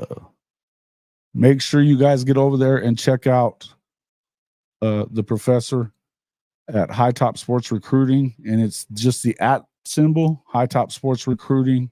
I'll put that again in here. Oops, let me just do the whole thing. Make sure y'all check that out. He's going to have an update on that. You're shooting that tonight or what? When are you shooting it? Might jump on there with you after I get off if you want. Did you see how tall Carry On is? Oh, bro. He's right in the area where I'm at right now. He's in Odessa, at Odessa High School. I've seen everything he's done this year. That dude's a stud. Odessa High School was terrible this year, but that dude was bad. Big boy. Catches everything at the high point too, and he's already like 6'4", 6'5", catches everything high point. Good body control. Good player, man. Good player. He's going to be a good one. You got to check out Carry On, my man.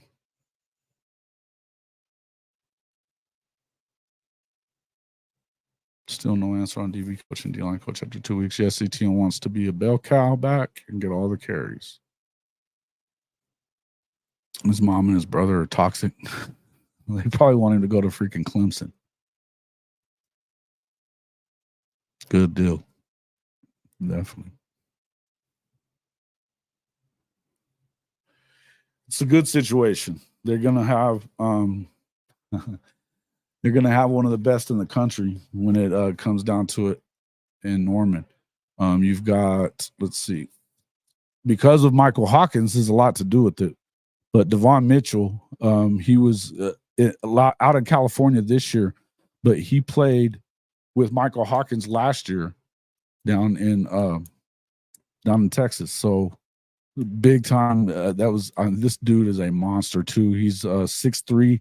They've got him listed at 250 on the on3 site right now, and he was a 5-star, the number one at the position as a 25 recruit, but he moved up his year, so he'll be in this class. That's a big grab for Oklahoma, huge grab. And as I said, you got Stoney, who's a 5-star plus guy. David Stone, Taylor Tatum. He's the number one at his position in the country, 5-star. On most of them, on most of the sites, on3 kind of screwed him on it. My favorite guy in this class is Nigel Smith, 6'4", 264. He's out of Melissa, Texas, defensive tackle, defensive line. He can play kind of at the end or in the middle.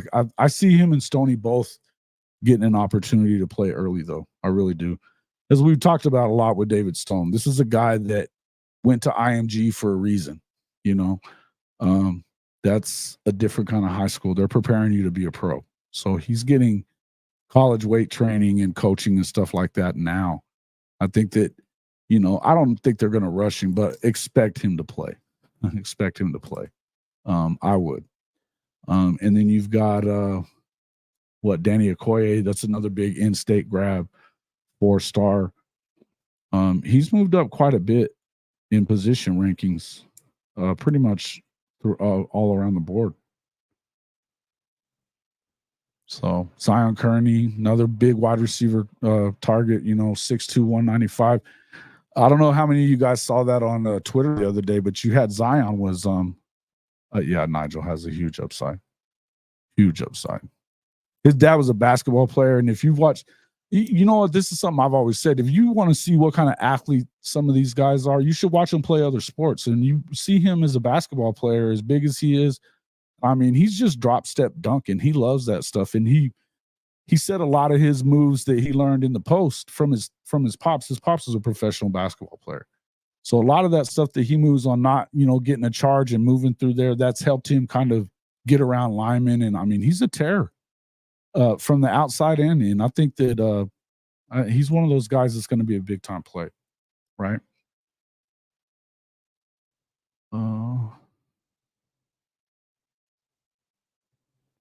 Who are we talking? Oh, Etienne to go to LSU, maybe. Yeah, I saw that too.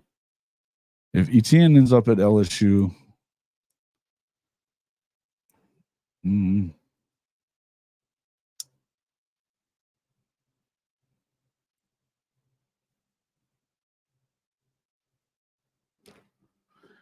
dude, I told him about Xavier Robinson. Yeah. Bro, you definitely want to look at him. Him and Taylor Tatum would be huge for that offensive side of the ball, and then Devon Mitchell. Hit me up and we can talk about it or whatever.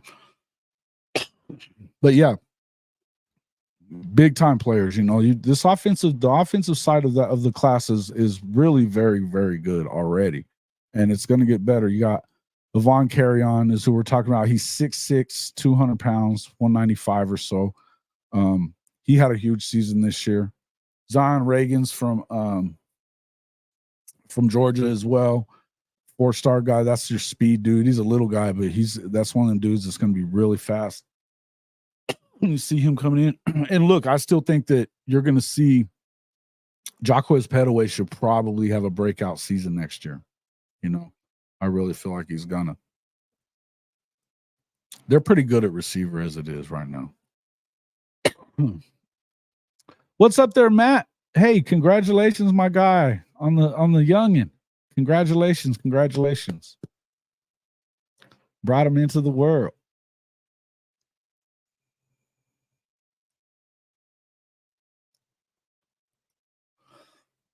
Dominic McKinley. Jaden Jackson and Nigel put the power line up for him. That'd be funny. Hey, look. Stoney's kind of been showing the way with that, that he's been recruiting all those guys and kind of taking charge of that. But I've seen Nigel do the same thing. And then look, I mean, hey, I thought it was hilarious. I don't know if you guys saw, let's see if I can find it. Danny Okoye. One of my favorite tweets lately. Let me see if I can find it real quick.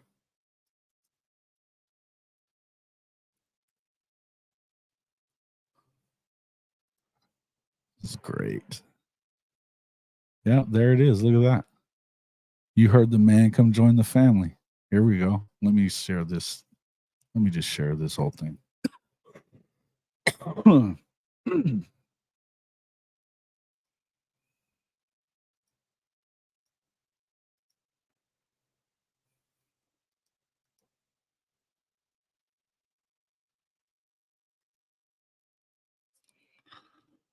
Yep. So there's your power line you were talking about. Let me blow this up just a little bit.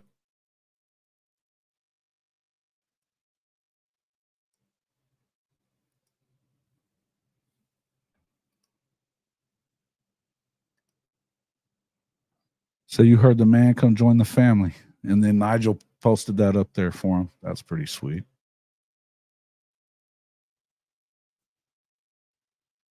What's up right here? All right, let's see. He had a video. What do we got here? Timothy. Who's this guy?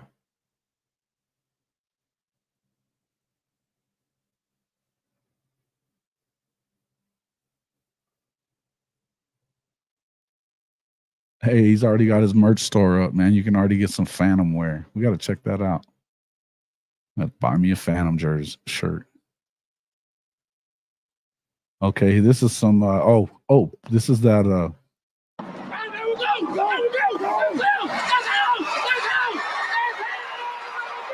There's Michael Hawkins.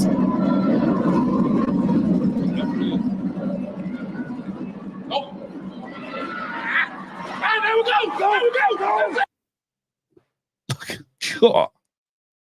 It's a big kid running that fast, boys. Let's watch this one more time. Cool.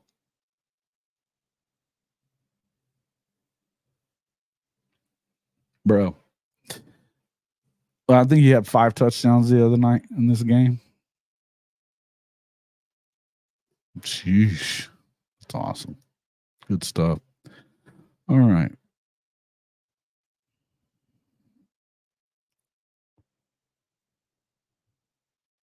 Yeah, here we go.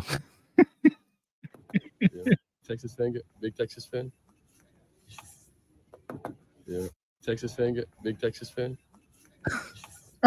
Yeah. Texas fan, big Texas fan. He's already getting it done. I love it. Texas fan, big Texas fan. Gotta give the kids some love for that. Texas fan. Danny, I'm gonna have to get into his merch store and buy some merch because that was great stuff. I loved it. I already redid that. He liked it actually when I did that, but it was one of my favorite tweets. Look at there. Goodbye, Big 12. Thanks for the trophies. I love it. Man. Fun stuff, man. Yeah, right? I mean, look, you got a kid like that, and then I didn't see that one up there just yet, but there was another one up where he was getting pressured. Look, he just threw it down there. I love it, man. Danny, he's kind of like Stoney. Stoney's always trolling them Longhorns. Always. Love it, man. Good stuff. All right. But I thought there had been another one in there where you had he was getting pressured, and he just kind of stepped up into the pocket and flicked his wrist 40 yards in the air, bomb. You know, it was real good. Then they had so that Kearney kid, the kid from Texas, Missouri City, down in Texas, he had a long touchdown this past week, and Emmett Jones was there sitting behind the end zone, and he ran up and gave him 5 and stuff. Yeah, so Emmett's still doing his thing, man. He's still doing his thing. So I'm excited about it. I think that they're going to be real good. Hey, Sperry's good too, but I'm telling you guys, he's going to wait his turn. He's going to wait his turn. I don't see him come. When Michael Hawkins gets the job, I'm not sure that anybody's going to be able to take it from him, because he not just has that awesome arm and can spin it with a little flick of the wrist, but you just saw him take off on that run. I know everybody's loving on Sperry, and I love him too. Don't get me wrong, but don't get it twisted in thinking that Michael Hawkins isn't plenty good and isn't going to push guys like even Jackson. I think he is. I think there's going to be a big competition in the room right off the bat. He's from NFL bloodlines. You know, this kid is an NFL, you know, his dad was in the NFL for over a decade. He knows how to compete. It's a big time deal, you know. Rado. Yeah. It was real good, man. They're all real good. Sperry, I like a lot, though. I think that, yes, he throws the ball so well. And he seems like he doesn't get real rattled from anything. And he's been doing that since last year. He was kicking ass down in Texas, you know. When he went to Oklahoma, it dropped his stars down. It's going to be really good. But here's the thing about that is that, you know, the worry is the question I have too is, do they need to go pick up? I see the linebacker thing. I think that they're probably going to do that, Matt. Yes. It's a good problem to have, but do you maybe need to go get another portal quarterback too? Somebody with a little bit of, you know, experience. This is the whole reason I said that you needed to keep Dylan around, because you're going into the SEC without any experience at the quarterback position. Now, I think that Jackson Arnold is going to be unbelievably good. I think that Michael Hawkins and Sperry are going to be unbelievably good, but you've got two guys. I mean, well, basically you've got two freshmen that are going to be coming in behind them, you know,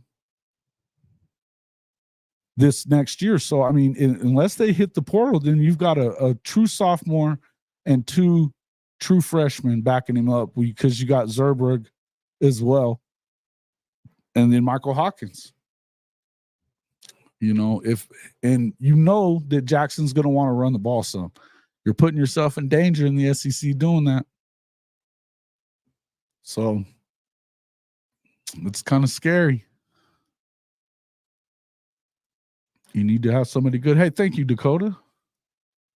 He said, who replaces Stutsman as the leader of the defense? New membership, back on the membership. Thank you, Dakota. We appreciate that. You know, do have a guy named General Booty. We do, Connor, but oh, you offered an Arkansas linebacker today that's in the portal, Matt. Yeah, he did. Yep. I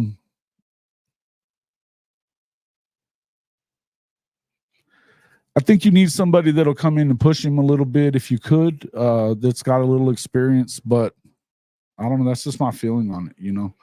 And that's no shade at anybody coming into play, because I think that any of these guys have the potential to be a starting level type of quarterback. I think Michael Hawkins has the potential to be a starter as a freshman. He's that good. When you look at his development and just the kind of player that he is, big, fast, you know, great arm. If he can figure it out, if he can get the offense real quick, and it seems like Seth Luttrell and those guys were on the phone immediately upon getting the job, you know, him and Joe John. And so that was important for them to make sure that they still had them both. And both Zerbrug and Hawkins both, you know, recommitted right away. So it kind of is. Go get Max Brown. Oklahoma dual threat. Yeah. Who replaces Stutsman as the leader of the defense, though?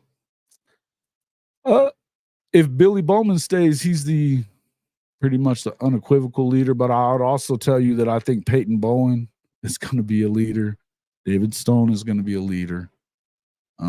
As far as the linebackers are concerned, you would hope that finally Jaron Kanak can get it together. I think that he's not as lost this year as he was his first year.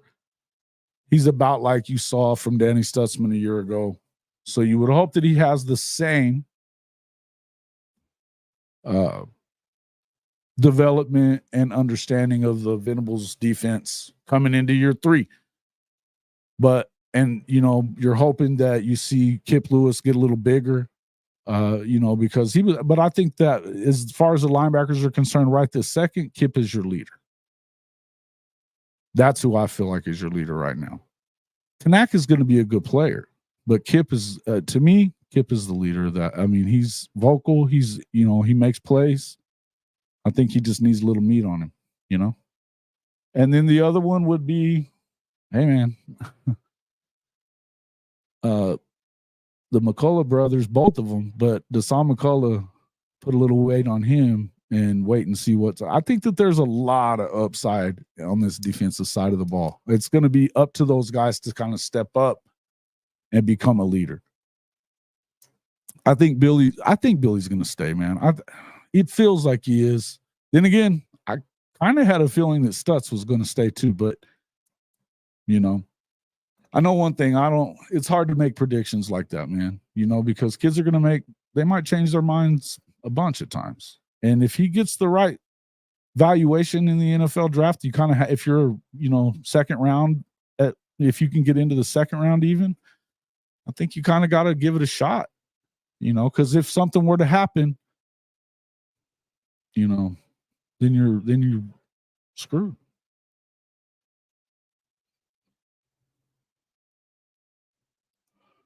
Yeah. No, he left. That's Phil Lodeholt. He's good. He's good, but Bill Bedenbow is the offensive line coach, bro.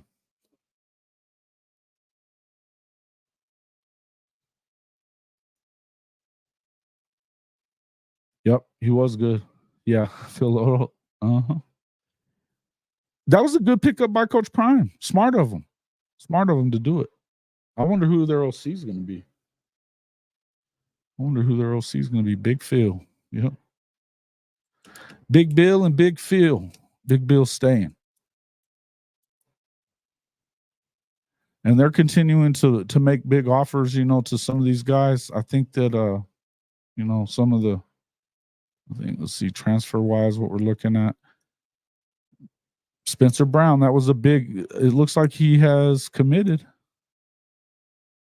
Yep.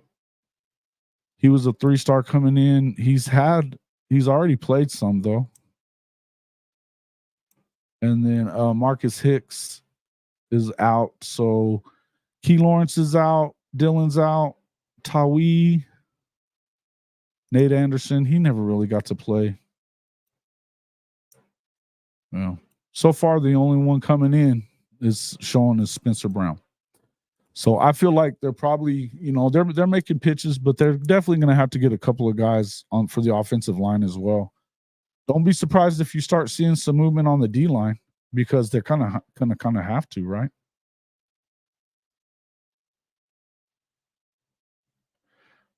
Wow. See, and I didn't hear that. That doesn't surprise me. If he got a second round evaluation, you have to go. You have to. If you're Danny. Yeah. Listen, I get it. I think that with Dylan, he was still looking at the reason why he's staying is because he can make $2 million. If he goes, say, 5th round or something like that, you're looking at, you know, you get a $4 million contract for 5 years or whatever it is, or 4 years, and you get option to have a 5th if you're, you know, when you go, pretty much. Yeah.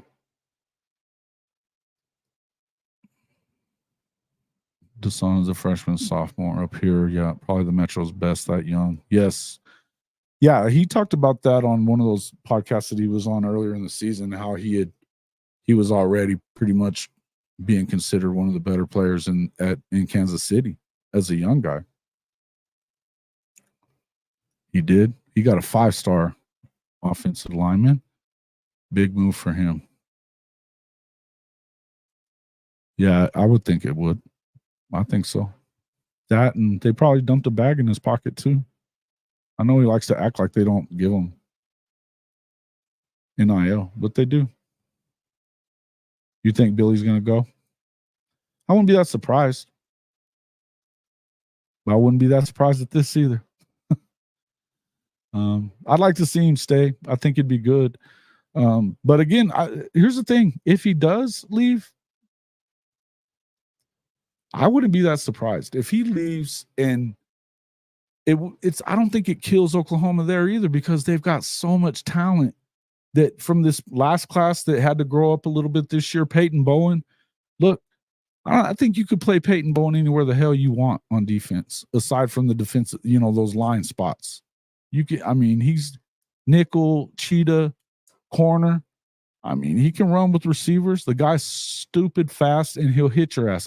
And then you've got his brother coming in, Eli Bowen, who's a corner.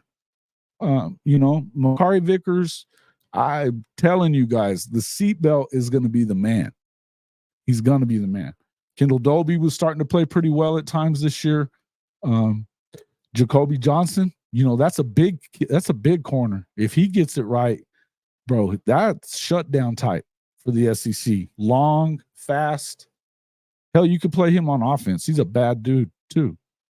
There's a lot of guys out there that, I get it that you've already seen it from Billy Bowman, but in order for this thing to be a machine, you got to churn them out, man. And that's why you're seeing they get so deep. Think about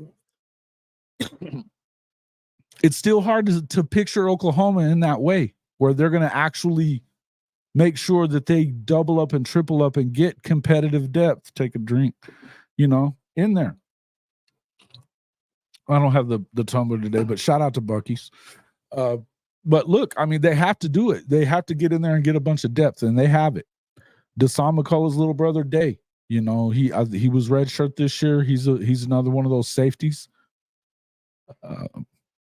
There's a lot of talent out there. There's a lot of talent that they already have in the room, and then they've got some coming in. Let's look at coming up this year. They went big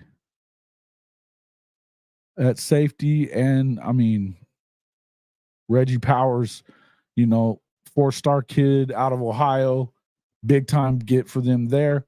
Then you got Jaden Hardy, same thing there. He's from Louisville, Texas. He's a 4-star as well. Eugene Brooks, I like Eugene Brooks, man. That kid's going to be good too, and he's that offensive lineman. That's going to be another good pickup for them there. Jaden Jackson on the D line. And that's, something I was seeing from the other day when I was watching Teddy and Gabe, and they were talking about the biggest and most important thing is going to be how they continue to evolve on the defensive line and all across the defensive line. And you got to expect that PJ is going to be a big addition to that. And, when you start seeing him more, you've got to get more pressure on the quarterback. You've got to. If you are not pressuring the quarterback, they were talking about it makes your linebackers look terrible. Great defensive line will make bad linebackers look good, and a crappy defensive line will make good linebackers look terrible. It's just a fact. It's just a fact. So, it's been big for him. Boganowski, though, that's another nice linebacker pickup. Devon Jordan, I like that. He's that corner. He's from Tulsa Union. I think he's a little underrated too. And I know that Oklahoma State was high up on his list, and Texas was chasing him too. Don't let anybody lie to you. That was a fact. Eli, they've got him as a 3-star, but he's been real good, man. He's been real good. Yeah.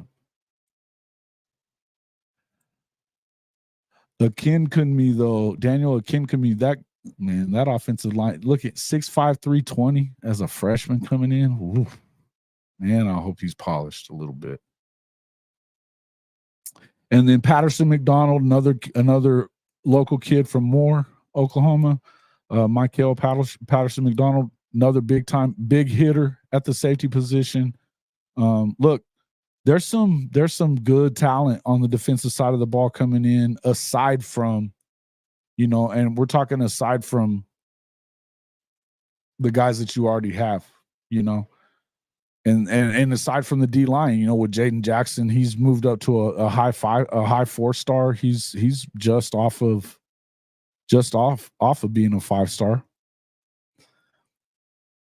His national ranking isn't super high, but if you're watching David Stone film, you're going to see plenty out of him too, because that dude is a monster on the D line. And you still got the kid from California, Ashton Sanders. Excited about him. He'll be a second-year guy. Redshirt freshman. There's some guys that are coming in. They said that he's been big in the weight room, right? Lewis Carter, another big. Ooh, man, I can't wait to see him. That he looked so freaking good in that Under Armour game last year. Ooh. Lewis was getting them side to side. You couldn't. It didn't matter how far they stretched it out. He was sideline to sideline making plays, right? Big time stuff. Jaden Rowe and Eric McCarty, right. Sammy O. Yeah, Samuel Omoziho, man, that's my boy too. Love Samuel. Good player, man. Hard-nosed.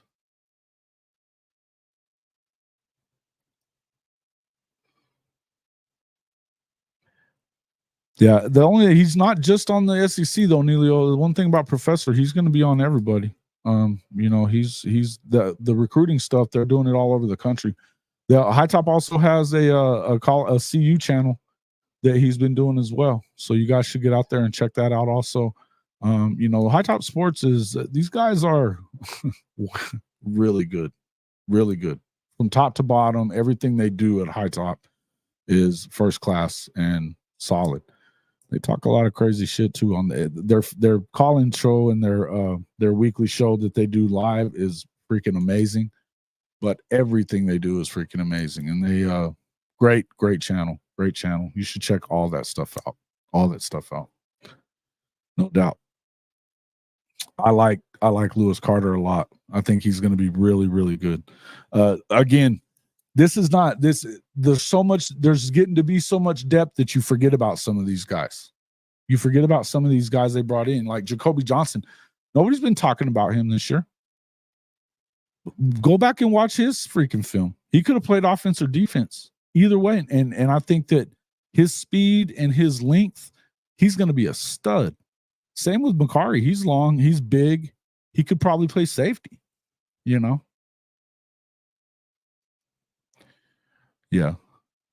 I think you're going to see a lot of it.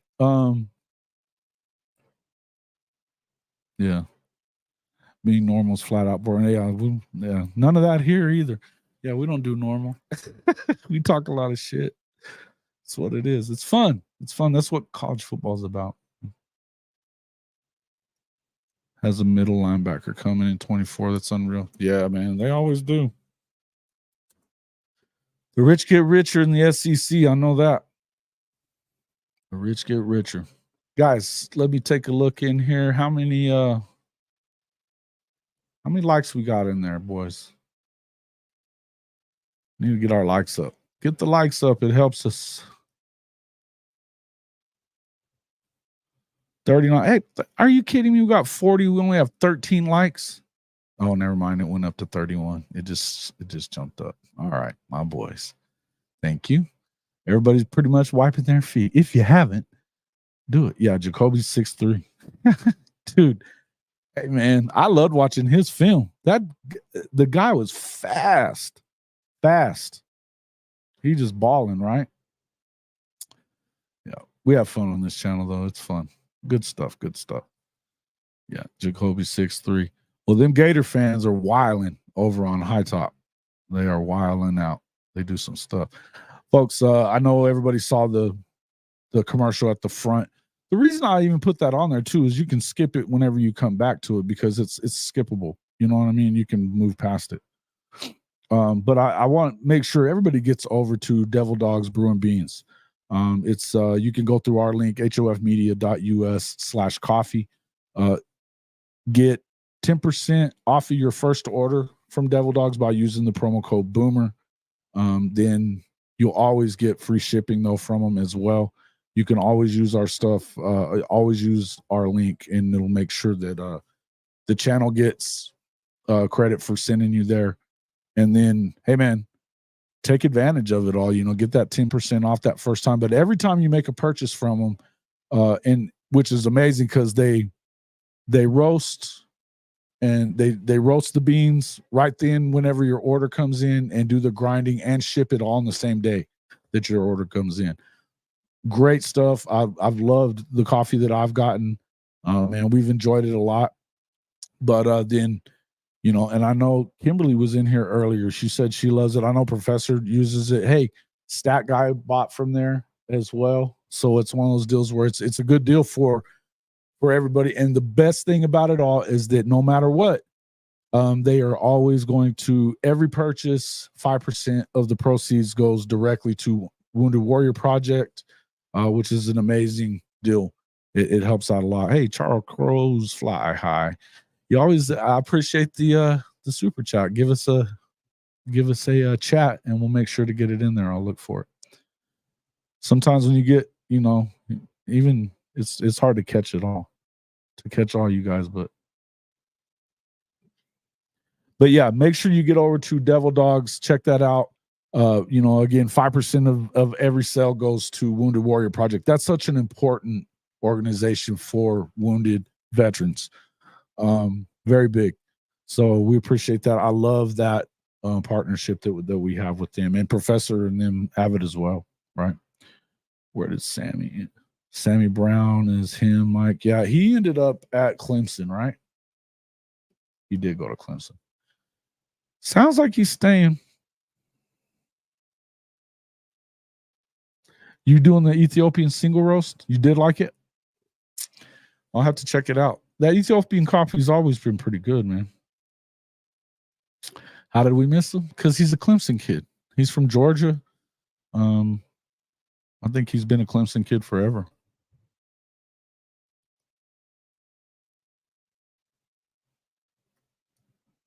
Who, DevilDog? Yeah, he's my dude. I like old Stacy, man. He's a good dude. Good dude.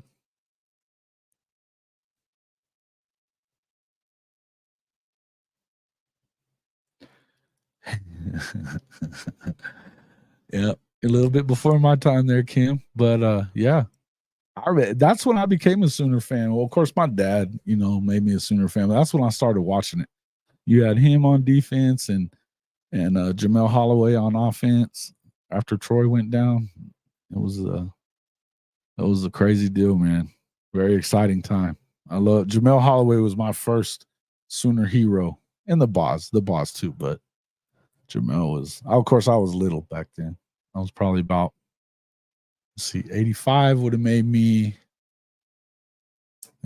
like 8. At the time we're in on him before his freshman year in high school. Yeah, they were. But it's Clemson though. He's always been some of those guys, you know, they're gonna go to Clemson, man. It's just like some of those dudes are gonna go to Georgia or Georgia Tech because that's just like everywhere else, man. You're gonna have legacy kids.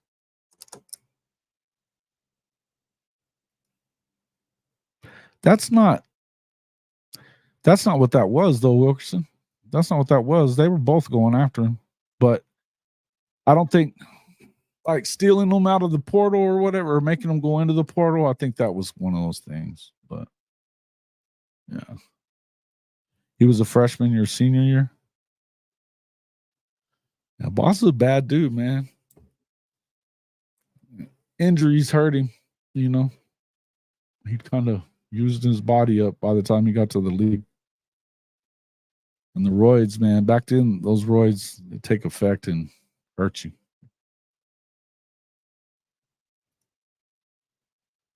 Because he's a Texas fan.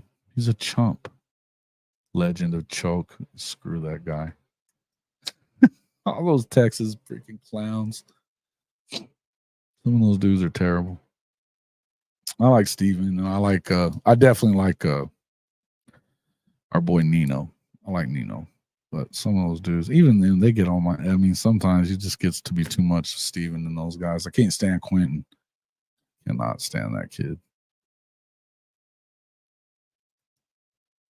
That D-line with Boz, the defensive ends, Daryl Reed and Kevin Murphy, Tony Casillas. Dude, I really want to get Tony Casillas on our show. Really do. I'd love to get freaking Boz on the show. I want to get Tony Casillas on the show. He has a show. I'm gonna get a hold of those Sick'em 365 guys and see if they'll put me in touch with Tony. That'd be cool. If you guys, anybody on the show that watches the show has connections with the Boz or Tony or any of those old school guys, put them on to us. Tell them we'd love to have them. Love to have them. Who would be the big white whale to get on the show? There's a few of them, but Adrian Peterson. I'm working on trying to get Jamel. I'd love to have Jamel Holloway though too. That'd be fun, man. It'd be fun to get some of those guys on the show. Yeah, he's a jackass. Yeah, I can't stand him. Can't stand him. He doesn't really go toe to toe with me very much, Matt, because I eat him alive when he does. Most of those Texas dudes don't for very long. Charles, I haven't seen anything else from you, man. Throw something up there and I'll make sure to get it on.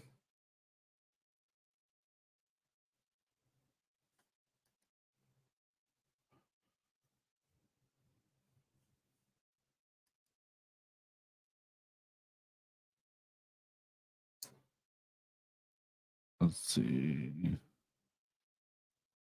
I need a couple of seconds and then I'll come wrap it up. But I'm going to throw this commercial up real quick for you guys. So take a look at it. I'm going to go to the restroom while that's playing. And that way I'll be back in just a second.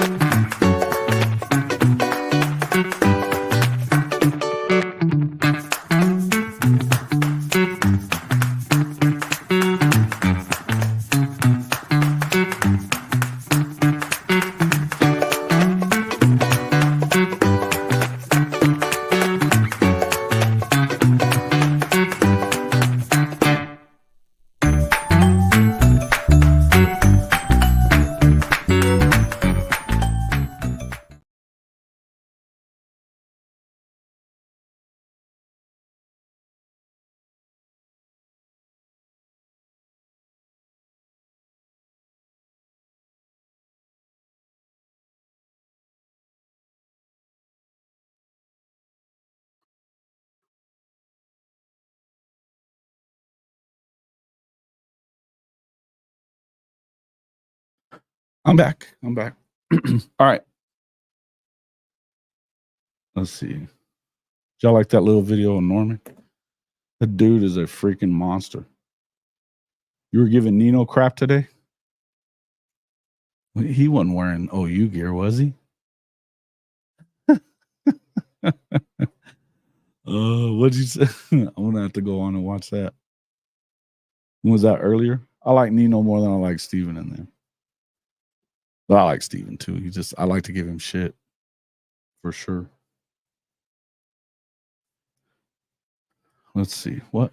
Who does OU get next to commit via portal commitment? You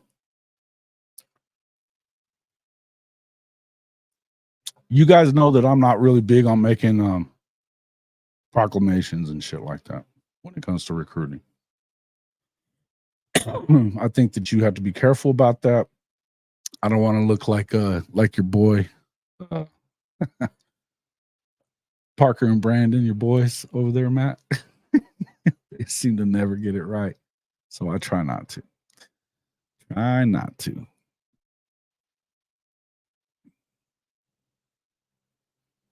George Cumby, them two. Yeah. Hey, And I tell you what, I can't wait for Wilkerson. He's going to have his show out there, and he's going to have a lot of that old school, back in the day history stuff. And I love it. I love talking and hearing about that stuff. So that's going to be fun. It's going to be fun. Bradford, another white whale. Ooh, bro. Yeah. And listen, I Landry Jones went to the same high school as me and Kirk did. So, I think I've been working on that a little bit too, but he's kind of reclusive, I should say. He doesn't jump in front of the camera a whole lot, Landry. It's just not really his way. Cubby was a killer. I have a cousin named Kelly Phelps, who's a quarterback in the early 80s down in Norman.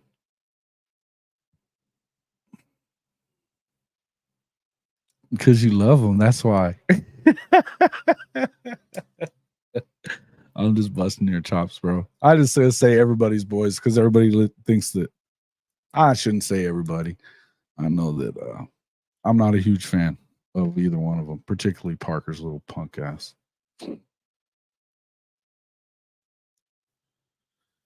Just not a huge fan of old Parker. I think he's a shit starter. Putnam City standout, Kelly Phelps, yeah.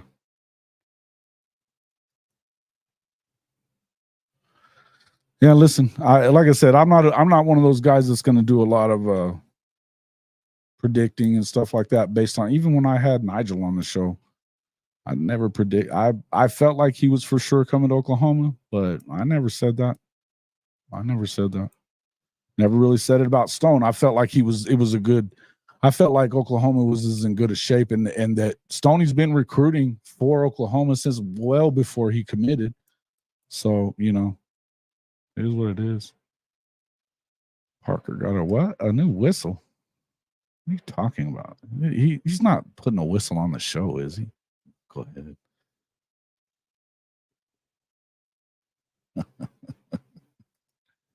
Bourbon and whiskey yet. Yeah. Hey. Yeah. Look, him and Brandon, he just never seems to get his predictions right, is the deal with Brandon, right? And then Parker. Yeah, Parker's always starting shit. That's why I don't like him. That Art Briles stuff is directly back at him. That was all Parker's doing.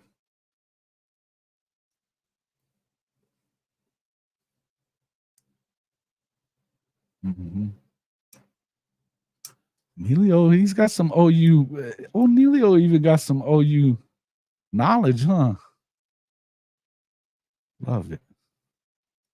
No, he wouldn't let on. Nope. We tried to get him to, and even off air, he was like, "Yeah, I'm not." He was like, "I don't know what I'm going to do." And I had talked to him before he was on Jay's show with him and Coop. He was going to come on my show too, and he ended up going to Texas A&M that weekend. And I was like, "Don't have too much fun down there." And he started laughing about it. He knew what I was saying, but. Yeah, man. But Nigel's good. Hey, Nigel is. I'm not going to be the least bit surprised. I think that he's right up there with Stoney. I think that he didn't go to a ton of camps, and he became that high 4-star without going to camps a lot. He's made a lot of visits, and people know who he is. I think a lot of it is because of all the offers that he had is why he got so high up into the top 100 and stuff. But it hasn't been a situation where he went to a ton of camps. He had to get there from people seeing him and offering him. And when you get that many coaches that want you, that's why he shot up that board. He was talking about he knew he could be one of those guys that did it whenever he got that Notre Dame offer, because he was getting offers at places like Pitt and, some of the other, mid-tier kind of schools that are in power conferences, but good schools. I mean, don't get me wrong, Pitt's a really good school, but but they haven't been as successful in the last 20, 30 years. At one point they were a powerhouse.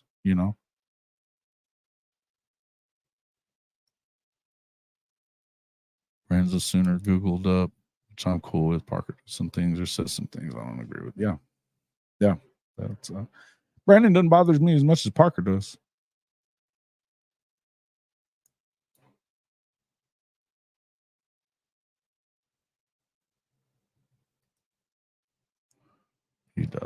He does.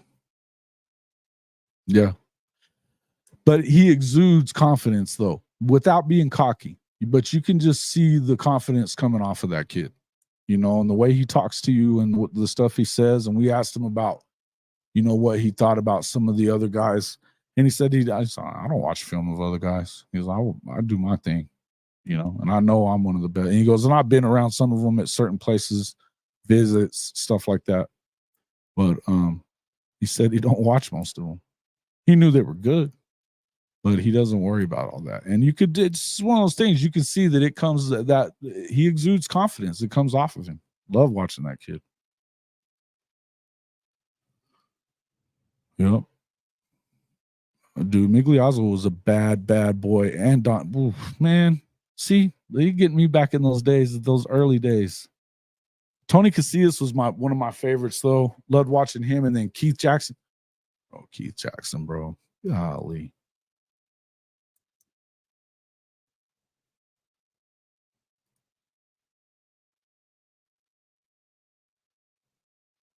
Nice. That dude was really good, right? Guys, we've been going for over 2 hours. I got to get out of here and get to work, but I really wanted to jump in here and just talk a little bit with you guys. I'm glad everybody jumped on. It's been a good day. Hey, look, I'm excited. One thing I'll probably close on this is that I just feel like when you start looking at this game coming up, I feel like they need to go win this. This is a good time, and it's a good chance for some of these younger kids to kind of prove what they've learned this season. 15 practices. It's another spring football session, you know, for these younger kids. You've got a good opportunity right now with new offensive coordinators and a new quarterback to kind of establish something. It might be good for the offense to change a little bit. You know, they won't be so predictable for sure. And I don't know how predictable they were. I think in some situations they were, but I think you're going to see some different things, right? I think you're going to see some different things out of the offense. I'm excited about that. You're going to obviously see some different things out of the defense. I would love to see a lot more Peyton Bowen. I'd love to see a lot more PJ Adebawari. Love to see a lot more seatbelt. You know, all the guys we've talked about today. You know, get the McCullough boys in there. Let's see it. But these are the guys that you're going to start seeing them kind of step up. And I think that Kip Lewis, it's his turn to kind of step up as one of the leaders there. Would love to see a lot of Sammy Omosiho. Love to see him. I think a lot of these dudes, I don't know how many of their guys are opting out. I don't know how many of their guys that's opting out. It's something I'm going to look at. We're going to start taking a look at, may do some film breakdown or whatever of them here in the next week or two. For sure. Obviously, we got to keep an eye on this recruiting stuff. Like I said, I'm not going to make a bunch of big proclamations. I expect that the guys that they have committed, I don't really see them losing a ton of flips or anything like that. You never know what could happen, but I expect that you're probably going to – they seem to be keeping most of those guys in tow. I think you may see a flip or two headed to Norman. But I wouldn't be too surprised to see somebody maybe flip their commitments coming this way. But it is what it is. I still think they're going to finish in the top 10. And if they end up with a couple of these other guys, you'd be surprised. They could pop up into that top 5 again. They're going to have to continue doing this and, you know, bringing on guys to develop. But I really like the direction that this football team's going in. I'm excited for Dylan Gabriel getting his shot somewhere else. I'm really hoping it's not SC. But I think it is going to be Oregon. It looks like it's going to be Oregon to me. And I'm good for him, man. It's like I said, I've been one of those guys. I'm a DG apologist. I'm gonna catch all the strays for him. That's fine. But I think that he came at a time it made a big difference for Oklahoma. When you lose 2 5-star quarterbacks and at the same time with Lincoln and it just all that upheaval, to have a kid like that to come in, it's like what Coach Venables said, you know, he was that guy that he just led from out front, man. He did. He led by example and, you know, did a lot of the things that he needed to do. He's going to forever have my gratitude for all that, right? So, yeah. Yeah, that was a good game, man. I watched that game. I also saw, we'll take a look at that one. Also them against Washington. And then I don't think they didn't play Oregon this year.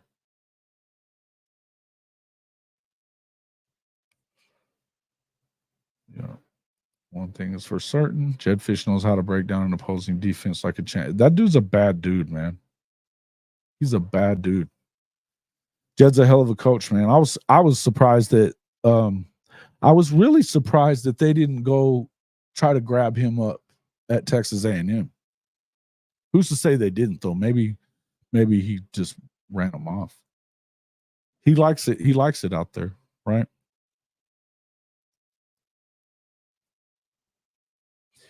What do you mean?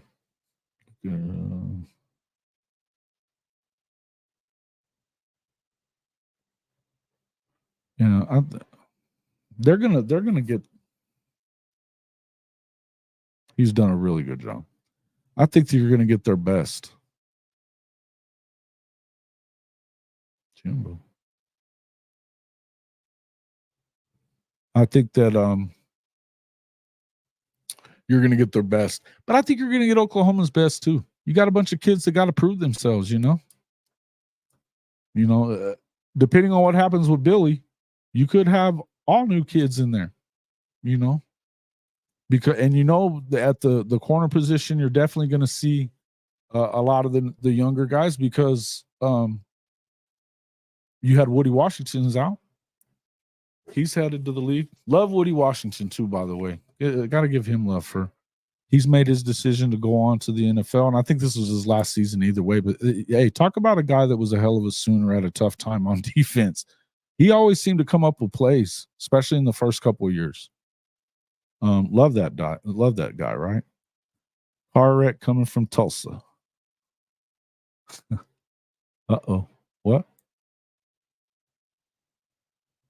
That's what happened to man. Who you guys talking about? Jimbo who?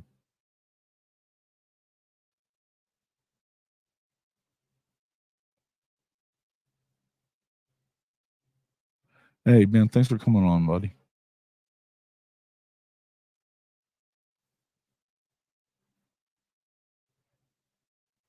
Mm-hmm. Definitely it did. It did. Who are you guys talking about?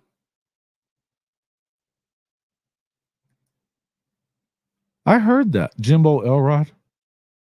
He passed away in a car accident. Is that what you're saying? I didn't know that. Them coaching circles, man. That's what happens. That's what happens. Hey, man, Woody was on an island a lot, wasn't he? All right, guys. I appreciate everybody coming in. We'll kind of see what the rest of the week looks like. And probably do something on Saturday or something maybe, or maybe tomorrow. We'll see kind of what goes from here.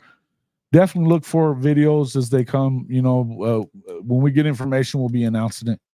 And I'll probably jump in on some of these through the Hayes shows or whatever. I think Ty has he's got this Friday show tomorrow. I might be on there. We'll kind of see what goes on over the next week and everything. But guys, thanks a lot again for coming in. I appreciate you guys always supporting the show. If you hadn't hit that like button, please make sure you do. Share us with your friends. We'd appreciate it. And we'll see you all on the next one.